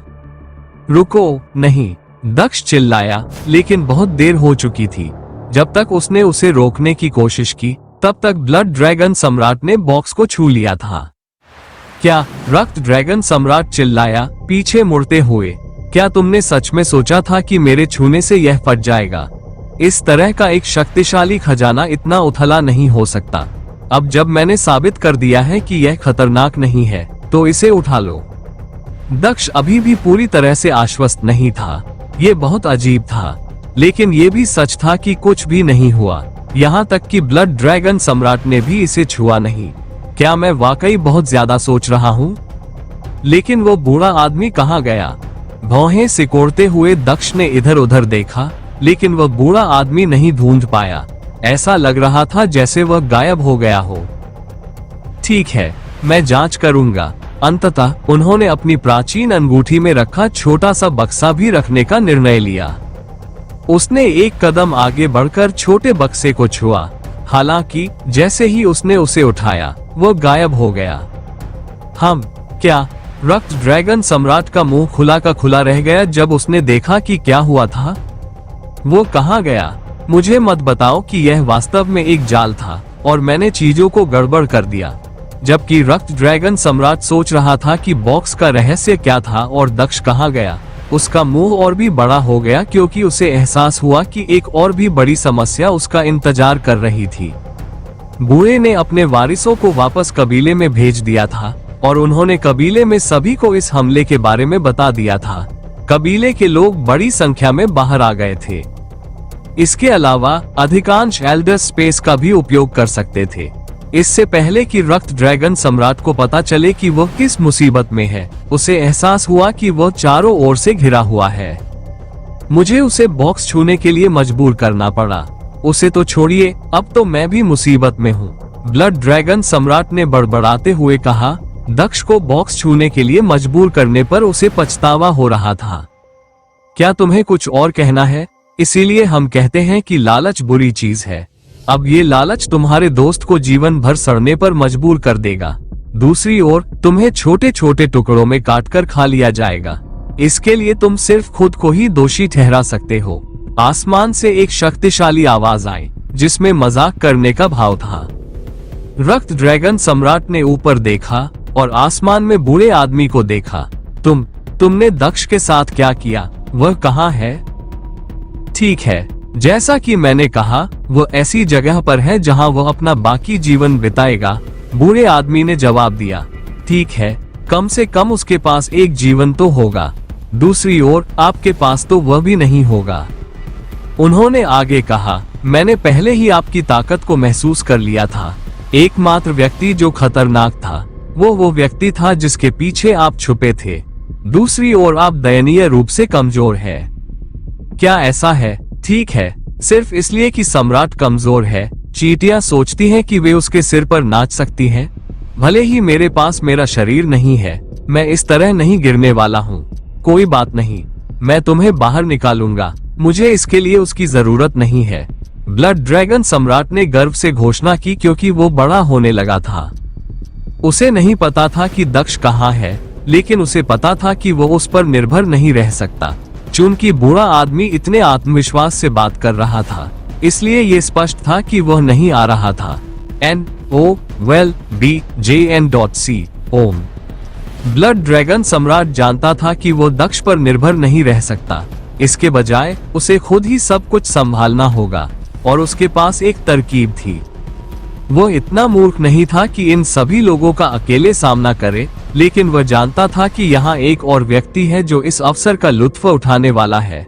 उसे बस जू चांग के यहाँ आने की जरूरत थी। उसके बाद सब कुछ बच्चों का खेल बन गया। जू चांग स्वर्गीय काले कछुए कबीले का बेटा था। स्वर्गीय जानवर कबीले स्वर्ग या दानव क्षेत्र के बराबर थे। वह निश्चित रूप से इस बॉक्स के बारे में अधिक जानता होगा। इसके अलावा वो इन लोगों को आसानी से मारने वाला भी था। जब तक वह जू चांग को यहाँ बुलाने में सफल रहा, तब तक बाकी सब आसान था। लेकिन वह उसे यहाँ कैसे बुला सकता था, यह उसके दिमाग में एक सवाल था। ऐसा लग रहा था कि जू चांग पहले से ही उन डार्क स्पिरिट्स के साथ मस्ती कर रहा था जिनसे वह लड़ रहा था। यह सही है, अगर उसे यहाँ लड़ाई का आभास हो गया तो वह खुद को नियंत्रित नहीं कर पाएगा। वह भाग लेने के लिए यहाँ आएगा। मुझे तब तक लड़ना होगा जब तक उसे एहसास न हो जाए कि यहाँ लड़ाई हो रही है। जल्द ही वह यहाँ होगा। रक्त ड्रैगन सम्राट ने बड़बड़ाया। तुम क्या बड़बड़ा रहे हो? अपने अंतिम संस्कार की बात कह रहे हो? बूढ़े आदमी ने पूछा। नहीं, मैं तुम्हारा अंतिम संस्कार कर रहा हूँ। ब्लड ड्रैगन सम्राट ने दहाड़ते हुए अपना मुंह खोला और बूढ़े आदमी की ओर एक ऊर्जा दीवार फेंकी।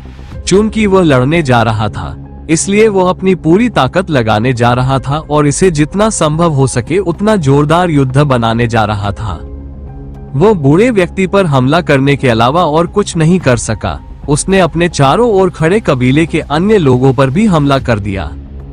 सभी लोगों ने बचने के लिए उस स्थान का उपयोग किया, जिससे ये हमले उनके विरुद्ध बेकार हो गए। हे, क्या बस इतना ही था? अधेड़ उम्र के एक आदमी ने हंसते हुए पूछा। मुझे लगता है कि आप ऐसा कह सकते हैं, ब्लड ड्रैगन ने मुस्कुराते हुए कहा। जैसे ही ऊर्जा गेंदें जमीन पर गिरी, वे विस्फोटक रूप से फट गई। बूढ़े आदमी की ओर फेंकी गई ऊर्जा गेंद भी हवा में ही फट गई और फट गई। बूढ़े आदमी ने पहले ही हमले को चकमा दे दिया था, लेकिन तेज विस्फोट दूर दूर तक फैल गया, जो कि बिल्कुल वही था जो ब्लड ड्रैगन सम्राट चाहता था। विस्फोट ने जू चांग को सचेत कर दिया, जिसने अभी अभी सभी डार्क स्पिरिट्स को बाहर निकालने का काम पूरा किया था। यदि तुम इतना ही कर सकते हो तो ये ज्यादा कुछ नहीं है। अब तुम्हारे मरने का समय आ गया है। बूढ़े आदमी ने घोषणा की और अपने आदमियों को सांप को पकड़ने का आदेश दिया।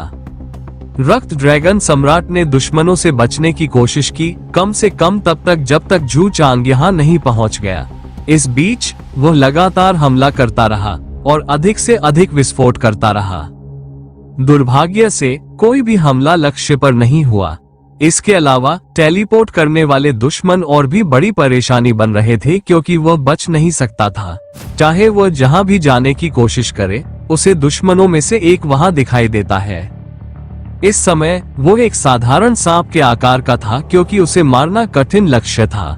वो बहुत बड़ा नहीं होना चाहता था और आसानी से मारा नहीं जाना चाहता था।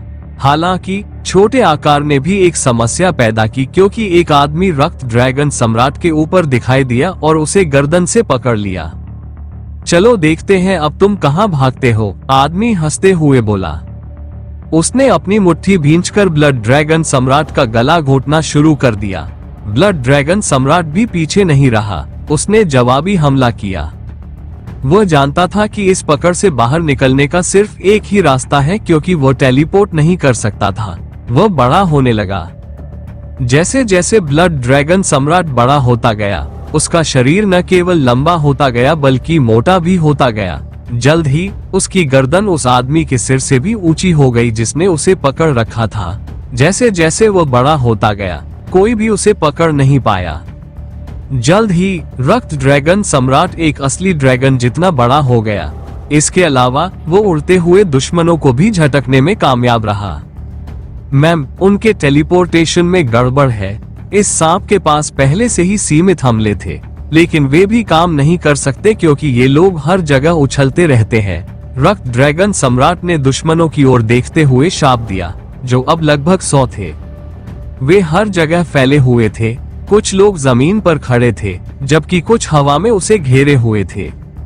जहां तक बूढ़े आदमी का सवाल है, वो अभी भी आसमान में ऊंचे खड़े होकर नीचे की ओर देख रहा था। बूढ़े आदमी ने सिर हिलाते हुए आह भरी। तुम एक दिलचस्प जानवर हो, लेकिन ये सब खत्म हो जाएगा। बहुत हो गया खेल तमाशा। बूढ़े आदमी ने पहले अपना हाथ आसमान की ओर उठाया और फिर मुट्ठी भींच ली। जैसे ही बूढ़े व्यक्ति ने अपनी मुट्ठी बंद की, रक्त ड्रैगन सम्राट के चारों ओर बिजली से बनी एक जेल प्रकट हुई, जिसने उसे कैद कर लिया। जेल, ब्लड ड्रैगन सम्राट ने चिल्लाकर कहा। उसने लाइटिंग जेल को तोड़ने के लिए उस पर हमला किया, लेकिन जेल पर उसका हमला बेकार था। उसने अपने शक्तिशाली शरीर से लाइटिंग जेल पर हमला करने की भी कोशिश की, लेकिन वह भी काम नहीं आया। इसके बजाय यह उसका शरीर था जो घायल हो गया था। उसके शरीर पर जगह जगह घाव थे और खून बहने लगा था। उसे ऐसा भी लगा जैसे उसे बिजली का झटका लगा हो। तुरंत ही उसे एहसास हुआ कि जिस शरीर में वह था, वो इस जेल को तोड़ने के लिए बहुत कमजोर था। उसने एक अलग तरीका अपनाने का फैसला किया। वो बिजली की सलाखों के बीच के छोटे अंतराल से बाहर निकलने के लिए छोटा होने लगा। बूढ़े आदमी ने ये देखा। उसने बस उपहास किया और अपनी मुट्ठी और भी कस ली। जल्द ही जेल में सभी दरारें गायब हो गईं, जिससे रक्त ड्रैगन सम्राट के भागने का कोई रास्ता नहीं बचा। तुम इस जगह से नहीं जा सकते। तुम अपनी बाकी की जिंदगी इसी कोठरी में बिताओगे, बूढ़े आदमी ने कहा। कम से कम तब तक तो नहीं जब तक हम तय नहीं कर लेते कि तुम्हें कैसे खाना है। बूढ़े आदमी की बात सुनकर और उसकी स्थिति को देखकर रक्त ड्रैगन सम्राट अपनी स्थिति को कोसने लगा। उसने जू चांग को और भी कोसा। वह बेवकूफ, जब मुझे उसकी जरूरत थी तब वह कहाँ था? पूरे रास्ते वह रोमांच के पीछे भाग रहा था, लेकिन अब जब वह यहाँ है तो वह यहाँ नहीं है। वह बेवकूफ। जो कुछ हो रहा था उसके लिए उसने खुद को भी थोड़ा दोषी माना, लेकिन उसने अधिकतर दोष दूसरों पर डाल दिया, जिसमें दक्ष भी शामिल था। उसने सोचा कि उसे इतना चतुर होना चाहिए था कि वह बॉक्स को न छूता। तो क्या हुआ अगर मैंने उससे कहा कि यह सुरक्षित है? उसे मेरी बात क्यों माननी पड़ी? अगर मैं उससे कहूं कि चट्टान से कूदकर मर जाओ, तो क्या वह ऐसा करेगा? बेवकूफ, उसे सावधान रहना चाहिए था। ये सब उसकी गलती है कि मैं ऐसी स्थिति में हूँ। और वह जू चांग, हम उस जू चांग के बारे में क्या? रक्त ड्रैगन सम्राट के कानों में एक उत्सुक आवाज पड़ी, लेकिन वह अकेला नहीं था। बाकी सभी ने भी वह आवाज सुनी। ब्लड ड्रैगन ने उस दिशा में देखा जहां से आवाज आ रही थी, और उसने देखा कि जू चांग हवा में उड़ रहा था। आप रुक क्यों गए? कृपया जारी रखें, जू चांग ने प्रसन्नतापूर्वक कहा। रक्त ड्रैगन सम्राट को अब शब्दों के लिए संघर्ष करना पड़ रहा था क्योंकि जू चांग वास्तव में यहाँ था। काफी देर बाद उसने खुद को संभाला। मैं तो बस इतना कह रहा था कि अगर तुम यहाँ होते तो ये लोग इतने घमंडी नहीं होते। जू चांग ने इस पर ज्यादा ध्यान नहीं दिया और अपना ध्यान दूसरों पर केंद्रित कर लिया। दक्ष कहाँ है? मुझे लगा कि तुम लोगों ने मेरे बिना ही पार्टी शुरू कर दी, लेकिन अब जब मैं यहाँ हूँ तो मैं उसे गायब पाता हूँ। वह कहाँ गया? NOVELBJN.C ओम। मुझे नहीं पता कि वह कहाँ है। उस बुरे आदमी ने उस बॉक्स का इस्तेमाल किया था। जैसे ही दक्ष ने बॉक्स को छुआ, वह गायब हो गया। अब मुझे नहीं पता कि वह कहाँ है। रक्त ड्रैगन सम्राट ने जू चांग से कहा। उसे जमीन पर पड़े छोटे बॉक्स के बारे में बताया। जू चांग ने नीचे देखा और उस बॉक्स पर ध्यान दिया जिसके बारे में रक्त ड्रैगन सम्राट बात कर रहा था। वो बक्सा, मुझे लगता है मैंने इसे पहले भी देखा था। वो तैरता हुआ नीचे आया और बक्से के सामने उतरा। बुरे आदमी ने जू चांग को देखा और वह थोड़ा डरा हुआ था क्योंकि जू चांग के चारों ओर की आभा दक्ष की आभा से भी ज्यादा डरावनी थी।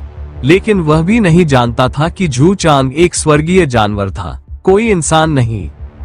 जैसे ही उसने देखा कि जू चांग उस बक्से की ओर आकर्षित हो रहा है, उसके चेहरे पर एक मुस्कुराहट उभर आई। ठीक है, उस बक्से को छुओ, अभी उसे छुओ। तुम भी हमेशा के लिए चले जाओगे। मैं तुम्हारा सामना नहीं करना चाहता, इसलिए कृपया उस बक्से को छू लो। उसने मन ही मन सोचा, जू चांग से उस बक्से को छूने की प्रार्थना करते हुए। रुको, इसे मत छुओ, तुम भी गायब हो जाओगे। रक्त ड्रैगन सम्राट ने इसके विपरीत जू चांग को चेतावनी दी। तुम चुप रहो, बूढ़ा आदमी चिल्लाया। जेल को और भी कड़ा कर दिया ताकि रक्त ड्रैगन सम्राट की आवाज भी बाहर न जा सके। दुर्भाग्य से बहुत देर हो चुकी थी। जू चांग ने पहले ही यह सुन लिया था। मैं भी गायब हो जाऊंगा। उसने बक्से को और भी ध्यान से देखा। अब मुझे याद आ गया, उसने बक्से को पहचानते हुए कहा। रक्त ड्रैगन सम्राट की बातों को नजरअंदाज करते हुए वो बॉक्स को छूने के लिए आगे झुका। ये सब देखकर बूढ़े आदमी के चेहरे पर मुस्कुराहट आ गई। दूसरी ओर ब्लड ड्रैगन सम्राट जोर से चिल्ला रहा था। उसे यकीन नहीं हो रहा था कि जू चांग भी दक्ष जैसी ही गलती करने जा रहा है। हालांकि उसकी आवाज जेल से बाहर नहीं आ सकी। क्या? बूढ़े आदमी के चेहरे पर खुशी के भाव जल्द ही गायब हो गए जब उसने जू चांग को बॉक्स को छूते हुए देखा, लेकिन वो गायब नहीं हुआ। यहाँ तक कि ब्लड ड्रैगन सम्राट भी दंग रह गया। उस पर बॉक्स काम क्यों नहीं कर रहा था और ये दक्ष पर क्यों काम कर रहा था? क्या ये हो सकता है कि यह सिर्फ कमजोर लोगों पर ही काम करता है? जू चांग इसके लिए बहुत मजबूत है, लेकिन फिर इसे मुझ पर भी काम करना चाहिए था। दक्ष और हम में क्या फर्क है कि यह उस पर काम करता था और अब हम पर जब हम सबने इसे छुआ। ब्लड ड्रैगन सम्राट ने भौहें सिकोड़ते हुए सोचा। मैं समझ गया, हम दोनों ही जानवर हैं, जबकि दक्ष नहीं है। शायद इसीलिए यह उस पर काम कर गया। ये केवल मनुष्यों पर ही काम करता है, उसने कहा और एक सिद्धांत बनाया।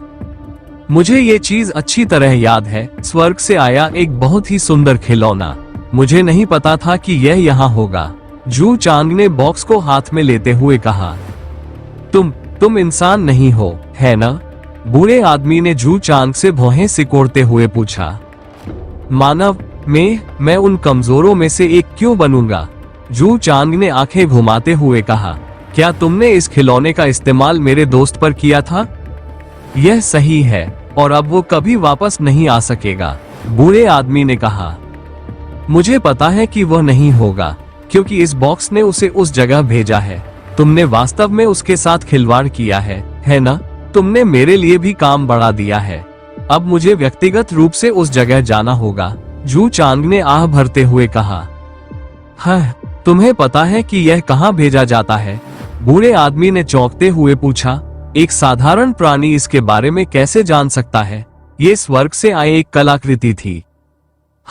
मैं अपने जीवन काल में कई स्वर्गीय योद्धाओं से मिला हूँ। मैंने उन्हें इसका उपयोग करते देखा है और मैं जानता हूँ कि यह क्या करता है, जू चांग ने आह भरते हुए कहा। बकवास, तुम नहीं जान सकते।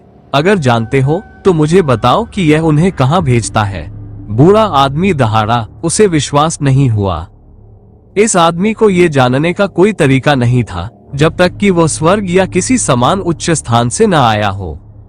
जब स्वर्गीय योद्धाओं को अमर दुनिया या नश्वर दुनिया से किसी को कैद करना होता है तो वे इसी का उपयोग करते हैं, चूंकि वे कैदी को स्थानिक पद से वापस लाने में परेशानी नहीं उठाना चाहते, इसलिए वे बस उन्हें बॉक्स छूने देते हैं। यह उन प्राणियों को स्वर्गीय क्षेत्र में स्वर्गीय जेल में भेज देता है जहां उन्हें मरने तक रहना होता है। मुझे आश्चर्य है कि उन बेवकूफों ने तुम्हें ये खिलौना ले जाने दिया और तुमने इसका इस्तेमाल मेरे दोस्त पर किया। जू चांग ने आंखें घुमाते हुए पूछा। मैं बस नश्वर दुनिया में अपने जीवन का आनंद लेना चाहता था, उन 10 इच्छाओं को पूरा करना चाहता था और स्वर्गीय जानवर टूर्नामेंट में दक्ष के सामने अपनी श्रेष्ठता दिखाना चाहता था, लेकिन तुमने सारी योजनाएं बिगाड़ दी। अब मुझे स्वर्ग भी जाना है। ये बहुत बुरा है। मैं वास्तव में परेशान हूँ, उसने आगे कहा। तुम्हें पता है स्वर्गीय जानवर टूर्नामेंट? मुझे मत बताओ कि तुम। बूढ़े आदमी ने टुकड़ों को एक साथ जोड़ने में कामयाबी हासिल की। यह एक आदमी था जो स्वर्गीय बैठक में भाग लेने की बात कर रहा था। इसके अलावा बॉक्स ने उसे प्रभावित नहीं किया। इसके अलावा वो इसके बारे में जानता था और यह भी कि इस बक्से का इस्तेमाल क्यों किया जाता था। ये सब केवल एक ही बात की ओर इशारा करता था, वो ये कि उसके नीचे बैठा आदमी स्वर्ग से था। क्या तुम कोई स्वर्गीय जानवर हो? उसने डरते हुए पूछा। अगर यह सच था तो इसका मतलब था कि उनके कबीले का अंत हो गया। अमर दुनिया से किसी के खिलाफ जाना आसान था, लेकिन एक स्वर्गीय जानवर के खिलाफ जाना एक स्वर्गीय योद्धा के खिलाफ जाने जैसा था। तुम यहाँ क्या कर रहे हो? मैं यहाँ क्या कर रहा हूँ, इसका क्या मतलब है? क्या दक्ष ने तुम्हें नहीं बताया कि हम यहाँ एक पत्थर के लिए आए हैं? जू चांग ने पूछा। NOWELL-BJN.C ओम। बूढ़े आदमी को पसीना आने लगा क्योंकि उसे एहसास हुआ कि उसने गलत लोगों के साथ खिलवाड़ किया है। अगर वह नहीं चाहता था कि उसका वंश खत्म हो जाए तो उसे माफी मांगनी चाहिए। उसने रक्त ड्रैगन सम्राट के व्यक्तित्व को भी हटा दिया और वह जमीन पर जाकर घुटनों के बल बैठ गया। अपने कुलपिता को घुटनों पर बैठते देख अन्य लोग भी घुटनों पर बैठ गए। क्या बकवास है? क्या तुम उम्मीद करते हो कि मैं तुम्हारे साथ लड़ूंगा जब तुम ऐसे हो? मैं तुमसे एक भयंकर युद्ध चाहता हूँ, भीख नहीं। खड़े हो जाओ और मेरा सामना करो। जू चांग ने बूढ़े आदमी पर चिल्लाते हुए कहा। वह स्तब्ध था। हमला करने की बजाय ये लोग अब भीख मांग रहे थे। हम ऐसा नहीं कर सकते, बूढ़े आदमी ने मना कर दिया। हमें एक स्वर्गीय जानवर के खिलाफ जाने के लिए मूर्ख होना पड़ेगा। कोई साधारण स्वर्गीय जानवर नहीं। आपके सामने वाला व्यक्ति काले कछुए के वंश का वारिस है। वह 4 श्रेष्ठ स्वर्गीय जानवरों में से एक का वारिस है। रक्त ड्रैगन सम्राट ने गर्व से घोषणा की। उसकी घोषणा सुनकर जू चांग उसकी ओर क्रोधित हो गया। छोटे सांप, अगर तुम दक्ष के गुलाम नहीं होते तो मैं अभी तुमसे पूछताछ करता। तुम्हें मेरी पहचान बताने के लिए किसने कहा? मैं यहाँ हूँ, उन्हें मुझसे लड़ने के लिए मनाने की कोशिश कर रहा हूँ और तुम मेरी पहचान के बारे में बड़बड़ा रहे हो। क्या तुम जानते हो कि उसके बाद वे मुझसे लड़ेंगे? आह, सॉरी। ब्लड ड्रैगन सम्राट ने अपना सिर नीचे करते हुए माफी मांगी। मैंने बस यही सोचा था कि अगर उन्हें सच्चाई पता चल गई तो वे दक्ष को जल्दी वापस ले आएंगे। उसे जल्दी वापस लाओ। वे नहीं ला सकते। ये बक्सा एक तरफा सड़क है। ये सिर्फ लोगों को स्वर्गीय जेल में डालता है। यह उन्हें वापस नहीं ला सकता और मुझे संदेह है कि कीट स्वर्ग जाकर उसे भागने में मदद कर सकते हैं, इसलिए यह असंभव है। मैं उनसे सिर्फ अपना मनोरंजन ही कर सकता हूँ। जू चांग ने भौहें सिकोड़ते हुए जवाब दिया। वह बूढ़े आदमी की ओर मुड़ा जो अब और भी ज्यादा पसीना बहा रहा था। उसके सामने खड़ा व्यक्ति काला कछुआ वारिस था। स्वर्गीय जानवर कुलों में भी काला कछुआ कुल सबसे श्रेष्ठ कुलों में से एक था। इसके अलावा उस वंश का उत्तराधिकारी होने का मतलब था कि उससे पहले वाले व्यक्ति के पास इस दुनिया में सबसे उच्च कोटि का खजाना था। इसके अलावा उसकी ताकत भी श्रेष्ठ थी। साधारण स्वर्गीय योद्धा भी उसे आसानी से अपमानित करने की हिम्मत नहीं कर सकते थे। यह एक बड़ी मुसीबत थी जिसमें वो खुद को पाया। क्या इस आदमी को वास्तव में यहाँ होना था? महाराज, अगर आपके दोस्त ने हमें बताया होता कि वह आपका दोस्त है तो हम हिम्मत नहीं करते, भले ही उसने यहाँ सभी को दुख पहुँचाया हो। हम क्षमा चाहते हैं, कृपया हमें माफ करें। तुमने उसके साथ जो किया वो तुमने किया, तुम इसे बदल नहीं सकते। मैं इस पर नाराज नहीं होने वाला, लेकिन मैं अब भी चाहता हूँ कि तुम मुझसे लड़ो। अगर तुम ऐसा नहीं करोगे तो मैं तुम सबको मार डालूंगा। जू चांग ने यहाँ सभी को चेतावनी दी। लड़ते समय मैं अपनी ताकत को तुम्हारे स्तर तक सीमित रखूंगा, इसलिए तुम्हारे पास जीतने का मौका हो सकता है। तुम्हारे बचने की यही एकमात्र उम्मीद है। दूसरी ओर तुम निष्क्रिय होकर अपनी मृत्यु की प्रतीक्षा कर सकते हो, जो अपरिहार्य है। जू चांग ने बूढ़े आदमी को चेतावनी दी। उन्होंने आगे कहा, तो फैसला करो, क्या तुम जीवित रहना चाहते हो और मुझे चुनौती देना चाहते हो या मरना चाहते हो? वह जानता था कि दक्ष के साथ जो हुआ वो हो चुका है, इसे बदला नहीं जा सकता। वो जो कर सकता था वह था कि वो अभी भी उस स्थिति से आनंद प्राप्त कर सकता था। ये लोग निश्चित रूप से उसके लिए उन आत्माओं से अधिक मनोरंजन कर सकते थे। तुम्हारे पास पूरा दिन नहीं है, जल्दी से सोच लो इससे पहले कि मैं तुम्हारे साथ इस पूरे द्वीप को नष्ट कर दूं। जू चांग ने आसमान की ओर हाथ उठाते हुए बूढ़े आदमी को याद दिलाया। मानो उसके हाथ की हरकत का अनुसरण करते हुए बादलों ने एक बार फिर आसमान को ढक लिया और आकाश में गरजने लगी। महाराज, कृपया ऐसा मत करो। हम आपके जैसे शक्तिशाली अस्तित्व का सामना करने के योग्य नहीं हैं। कृपया दया करो, बूढ़े व्यक्ति ने जू चांग को प्रसन्न करते हुए कहा, जबकि वह डर के मारे झुकने लगा था। वह जानता था कि वह जू चांग का सामना नहीं कर सकता, भले ही वह अपनी ताकत सीमित कर ले। अंतर बहुत ज्यादा था। इसके अलावा अगर वह किसी संयोग से जू चांग को मारने में कामयाब भी हो जाता तो भी यह समस्याजनक होता, क्योंकि उसका शाही कबीला बदला लेने के लिए उनका शिकार करता। यहाँ तक कि स्वर्गीय योद्धा भी उन्हें नहीं बचा पाएंगे यदि स्वर्गीय जानवर उनका शिकार करना शुरू कर दें, जो कि वे निस्संदेह करने जा रहे थे, क्योंकि वह युवक उनका उत्तराधिकारी था और स्वर्गीय जानवर उनकी गरिमा की बहुत परवाह करते थे। वे ऐसा कभी नहीं होने दे सकते थे, क्योंकि यह उनके प्रति अनादरपूर्ण था। मैं 5 तक गिनूंगा, जू चांग ने नहीं का उत्तर न लेते हुए कहा। गिनती शुरू होते ही बादलों की गर्जना और भी तेज हो गई। 5, 4, 3। जू चांग ने दुश्मनों को जरा भी राहत दिए बिना गिनती जारी रखी। अल्पविराम, अल्पविराम, अल्पविराम। अंधेरा, जहां तक नजर जाती थी अंधेरा ही अंधेरा था, और तो और जरा सी भी आवाज सुनाई नहीं देती थी। ऐसा लग रहा था जैसे कहीं कोई अन्य ध्वनि ही नहीं है। एकमात्र ध्वनि जो सुनी जा सकती थी वह थी सांसों की ध्वनि, और वह सांस लेने की आवाज भी दक्ष के अलावा किसी और की नहीं थी। वह उलझन में अंधेरे में खड़ा था। जैसे ही उसने एक कदम आगे बढ़ाया, उसे आखिरकार आवाज सुनाई दी। यह उसके कदमों की आवाज थी। मैं कहाँ हूँ? उसने उत्सुकता से पूछा। क्या ये कोई जाल है? दक्ष जितना हो सकता था उतना उलझन में था।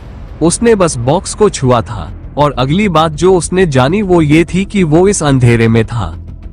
इसके अलावा ऐसा नहीं लग रहा था कि यहाँ कोई और व्यक्ति भी है। लेकिन उसे सबसे ज्यादा झटका इस बात से लगा कि वो कुछ भी नहीं देख पा रहा था। भले ही उसके पास अंधकार का नियम था, लेकिन वह इस अंधकार को देख नहीं पा रहा था। ऐसा लग रहा था मानो इस अंधकार में वास्तव में कुछ भी नहीं है। लेकिन उसके नीचे अभी भी ठोस जमीन थी। मैं निश्चित रूप से अंधेरे अंतरिक्ष में नहीं तैर रहा हूँ। यहाँ जमीन है, इसलिए यह कोई जगह होनी चाहिए। जब मैंने उस बॉक्स को छुआ तो मुझे कुछ स्थानिक विकृतियां भी महसूस हुई। क्या इसका मतलब यह है कि यह एक स्थानिक यात्रा उपकरण था? हालांकि यह बात समझ में आती है, उस बूढ़े आदमी को यह एहसास हो गया होगा कि वह मेरा सामना नहीं कर सकता, इसलिए मुझे दूर भेज देना ही उसके लिए सही बचाव था। लेकिन इसने मुझे कहां भेज दिया? मैं कुछ क्यों नहीं देख पा रहा हूँ? नोव, एल, बी, JNN। दक्ष भ्रमित होकर चलते हुए खुद से बातें करता रहा। वो कुछ दूर ही चला था कि अचानक उसे किसी चीज से टक्कर लग गई। उसने अपने हाथ से अनुमान लगाने की कोशिश की कि उसने क्या छुआ है, लेकिन उसे एहसास हुआ कि वह दीवार थी। इसके अलावा जैसे ही उसने दीवार को छुआ, अंधेरा चला गया और पूरा स्थान प्रकाश से भर गया। अंततः उसे अपने आसपास का अच्छा दृश्य देखने को मिला। जेल, वो आश्चर्यचकित होकर बोला। उसने स्वयं को एक कोठरी में पाया। उसके 3 ओर दीवारें थी और सामने लंबी सलाखों से बना एक द्वार था। मैं जेल में हूँ, यह क्या है? वो कोठरी के गेट तक गया और उसे खोलने की कोशिश करने लगा, लेकिन वह बंद था। ये चीज सोचती है कि वो मुझे रोक सकती है। उसने आंखें घुमाते हुए पूछा। मुझे बस बाहर टेलीपोर्ट करना है और मैं आजाद हो जाऊंगा। उसने अंतरिक्ष के अपने नियम पर ध्यान केंद्रित करते हुए सोचा। ये काम नहीं करता, क्या बात है? उसका आश्चर्य और बढ़ गया जब उसे एहसास हुआ कि वो अपने अंतरिक्ष के नियम का उपयोग करने में सक्षम नहीं है। उसने गहरी सांस ली और खुद को शांत किया। ये ठीक है, मैं अभी भी अपने छाया परिवर्तन का उपयोग कर सकता हूँ। उन्होंने अपने छाया परिवर्तन के लिए अंधकार के नियम का प्रयोग करना शुरू किया, लेकिन वह भी काम नहीं आया। ये भी काम नहीं करता। क्या इसीलिए मैं अंधेरे में नहीं देख पा रहा था, क्योंकि यहाँ कुछ मेरे नियमों को प्रभावित कर रहा है? उसने अविश्वास में बड़बड़ाया। उन्होंने इस सिद्धांत को अपने अन्य नियमों के साथ परखने की कोशिश की, लेकिन उनमें से कोई भी काम नहीं आया। जितना अधिक वो प्रयास करता, उतना ही अधिक वो निराश और अधीर होता जाता तथा स्वयं को असहाय पाता। अरे यार, मैं कहाँ हूँ? मैं अपने नियमों का इस्तेमाल क्यों नहीं कर सकता? मुझे यहाँ से निकालो। वो गुस्से में चिल्लाया। अपनी क्रूर ताकत से सलाखों को मोड़ने की कोशिश की, लेकिन वह भी काम नहीं आया। सलाखें इतनी मजबूत थी कि कोई भी व्यक्ति उन्हें मोड़ नहीं सकता था। ये बेवकूफी है, मैं कहाँ हूँ? दक्ष ने घबराकर भौहें सिकोड़ ली। वो दीवारों के पास गया और उन्हें तोड़ने के लिए मुक्का मारने की कोशिश की। वो दीवार के सामने आया और अपनी मुट्ठी भींच ली और दीवार को तोड़ने के लिए एक ही मुक्का मारा। वो किसी और तरीके से नहीं निकल सकता था, इसलिए यही एकमात्र विकल्प लगा। बूम! उसने दीवार पर मुक्का मारा, जिसके बाद बहुत तेज आवाज हुई। दुर्भाग्यवश इसका कोई नतीजा नहीं निकला, क्योंकि दीवारों पर उस घूंसे से एक खरोंच भी नहीं आए। आखिर उस बक्से ने मुझे कहां भेज दिया? मेरे नियम भी काम नहीं करते। क्या यहाँ से जाने का कोई रास्ता नहीं है? दक्ष ने अपने सिर के पिछले हिस्से को रगड़ते हुए सोचा। उसने खुद को इतना असहाय कभी नहीं पाया था। उसके नियम ही उसकी सबसे बड़ी ताकत थे, लेकिन वो उनका इस्तेमाल भी नहीं कर पा रहा था। जहां तक उनकी अन्य क्षमताओं का सवाल है, वे यहाँ बहुत कमजोर थी।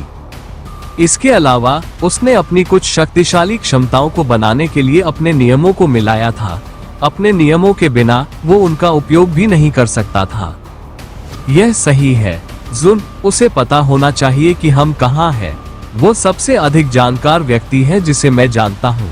उसे सबसे बढ़कर ज्ञान है। उसे मुझे कुछ जानकारी देनी चाहिए, उसने बैठते हुए कहा। उसने अपना शरीर छोड़कर जुन की मदद लेने के लिए अपनी आंतरिक दुनिया में जाने का निर्णय लिया। यह क्या है?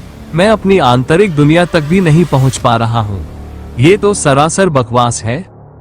जब दक्ष ने अपनी आंतरिक दुनिया में जाने की कोशिश की, तो उसे एहसास हुआ कि वह ऐसा भी नहीं कर सकता। ऐसा लग रहा था जैसे कोई चीज उसे अपनी आंतरिक दुनिया तक पहुंचने से रोक रही थी। इस समय ही उसे एहसास हुआ कि उसकी स्थिति कितनी गंभीर थी। किसी भी चीज के लिए आंतरिक दुनिया तक उसकी पहुंच को रोकना असंभव था, खासकर तब जब उसकी साधना अभी भी चल रही थी। वो जमीन पर लेट गया, अपने सिर पर जोर डालते हुए कोई रास्ता सोचने की कोशिश करने लगा। वो जानता था कि यह सब उस बूढ़े आदमी के उस स्थानिक उपकरण से संबंधित था।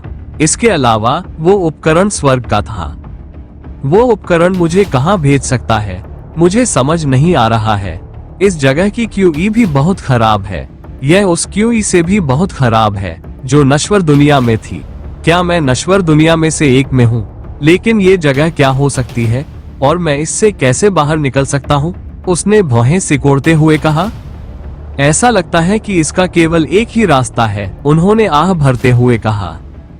उसने अपनी नजरें नीचे झुकाकर अपनी पुरानी अंगूठी को देखा। वो उसकी आखिरी उम्मीद थी, लेकिन ये जोखिम भरा भी था। चाहे ये सलाखें कितनी भी मजबूत क्यों ना हो, समय की तलवार उन्हें काटने में सक्षम होनी चाहिए। इससे मुझे भागने में मदद मिल सकती है, लेकिन ये समस्याजनक भी है। अगर किसी को उस तलवार के बारे में पता चल गया तो मैं मुसीबत में पड़ जाऊंगा। उसने अपनी अंगूठी पर नजर डालते हुए सोचा। वह जानता था कि बचने की एकमात्र उम्मीद वह तलवार थी जो अब उसकी प्राचीन अंगूठी में टिकी हुई थी, लेकिन वह तलवार इस दुनिया का सबसे शक्तिशाली हथियार भी थी। क्या वह वास्तव में समय की तलवार को बिना ये जाने कि वह कहाँ है ला सकता था? नहीं, मैं जल्दी नहीं कर सकता। सबसे पहले मुझे ये जानना होगा कि मैं कहाँ हूँ। उसके बाद ही मैं तय कर सकता हूँ कि मुझे क्या करना है, उसने उठते हुए कहा और एक और कोशिश करने का निश्चय किया। उसने अपनी योजना को थोड़ा बदलने और एक अलग दृष्टिकोण आजमाने का फैसला किया था। सबसे पहले भागने के बारे में सोचने से पहले उसे कुछ जानकारी एकत्र करने की आवश्यकता थी। दरवाजे की ओर जाते हुए वह एक बार फिर खड़ा हो गया। माफ कीजिए, क्या यहाँ कोई है? क्या कोई मुझे सुन सकता है? चलो, मुझे पता है कोई यहाँ अवश्य होगा। मुझे उत्तर दो। NOVELBE.C ओम नमस्ते। दक्ष पूरी ताकत से चिल्लाता रहा, यहाँ तक कि अपनी आवाज को अपनी QE से बढ़ाता रहा ताकि वो दूर दूर तक जा सके। पहले 5 मिनट तक उसे कोई जवाब नहीं मिला। वह हार मानने के कगार पर था। उसे लगा कि यहाँ कोई नहीं है। जब उसे जवाब मिला, चुप रहो, कुछ लोग यहाँ सोने की कोशिश कर रहे हैं। जवाब में एक बुरी आवाज आए। जवाब देने के लिए धन्यवाद। मैं बस यही जानना चाहता था कि क्या आप मुझे बता सकते हैं कि हम कहाँ हैं? मेरे दुश्मन ने मुझे एक छोटे से बक्से के जरिए यहाँ भेजा है। मुझे नहीं पता कि यह जगह कहाँ है। हाँ, तुम्हारे दुश्मन ने तुम्हें यहाँ भेजा है? हेलो दोस्तों, ये हमारा वीडियो है। वीडियो को आप ले सकते हैं, हमें कोई समस्या नहीं है। नॉवेल ऑफ किंग चैनल को सब्सक्राइब करें, लाइक, शेयर और ज्यादा से ज्यादा कमेंट करना। अगले पार्ट के लिए धन्यवाद। बच्चे, तुमने एक स्वर्गीय योद्धा के साथ क्या गड़बड़ की? बुरी आवाज ने हंसते हुए पूछा। स्वर्गीय योद्धा?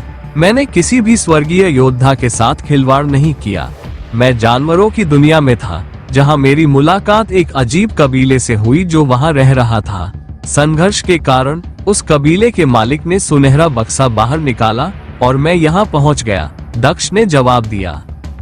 उन्होंने आगे कहा, हालांकि उन्होंने दावा किया कि एक समय ऐसा था जब उन्होंने मुक्त होने से पहले स्वर्गीय योद्धाओं के सेवक के रूप में काम किया था। हाँ, यह एक दिलचस्प कहानी है। तो तुम कह रहे हो कि यह एक स्वर्गीय योद्धा सेवक था जिसने तुम्हें यहाँ भेजा था।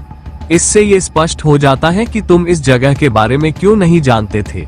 अगर तुम्हें स्वर्गीय योद्धाओं ने यहाँ भेजा होता तो तुम्हें इस जगह के बारे में पता होता। बुरी आवाज ने और भी जोर से हंसते हुए जवाब दिया। युवक, मुझे लगता है कि किसी ने तुम्हारे साथ बहुत बुरा किया है। तुम स्वर्गीय क्षेत्र में स्वर्गीय जेल में हो और यही वह जगह है जहां तुम अपना बाकी जीवन बिताओगे। यह वह जगह है जहां स्वर्गीय योद्धा अपने कैदियों को रखते हैं और वे बक्से ही हैं जिनका उपयोग वे उन अपराधियों को यहाँ भेजने के लिए करते थे। बुरी आवाज जारी रही। लेकिन मुझे यहाँ नहीं होना चाहिए। मैं कोई अपराधी नहीं हूँ। मुझे यहाँ एक तुच्छ व्यक्ति ने भेजा है। मैं यहाँ अपना जीवन नहीं बिता सकता। मैं इस गलती के बारे में उन्हें बताने के लिए स्वर्गीय योद्धाओं से कहाँ संपर्क कर सकता हूँ? दक्ष ने पूछा।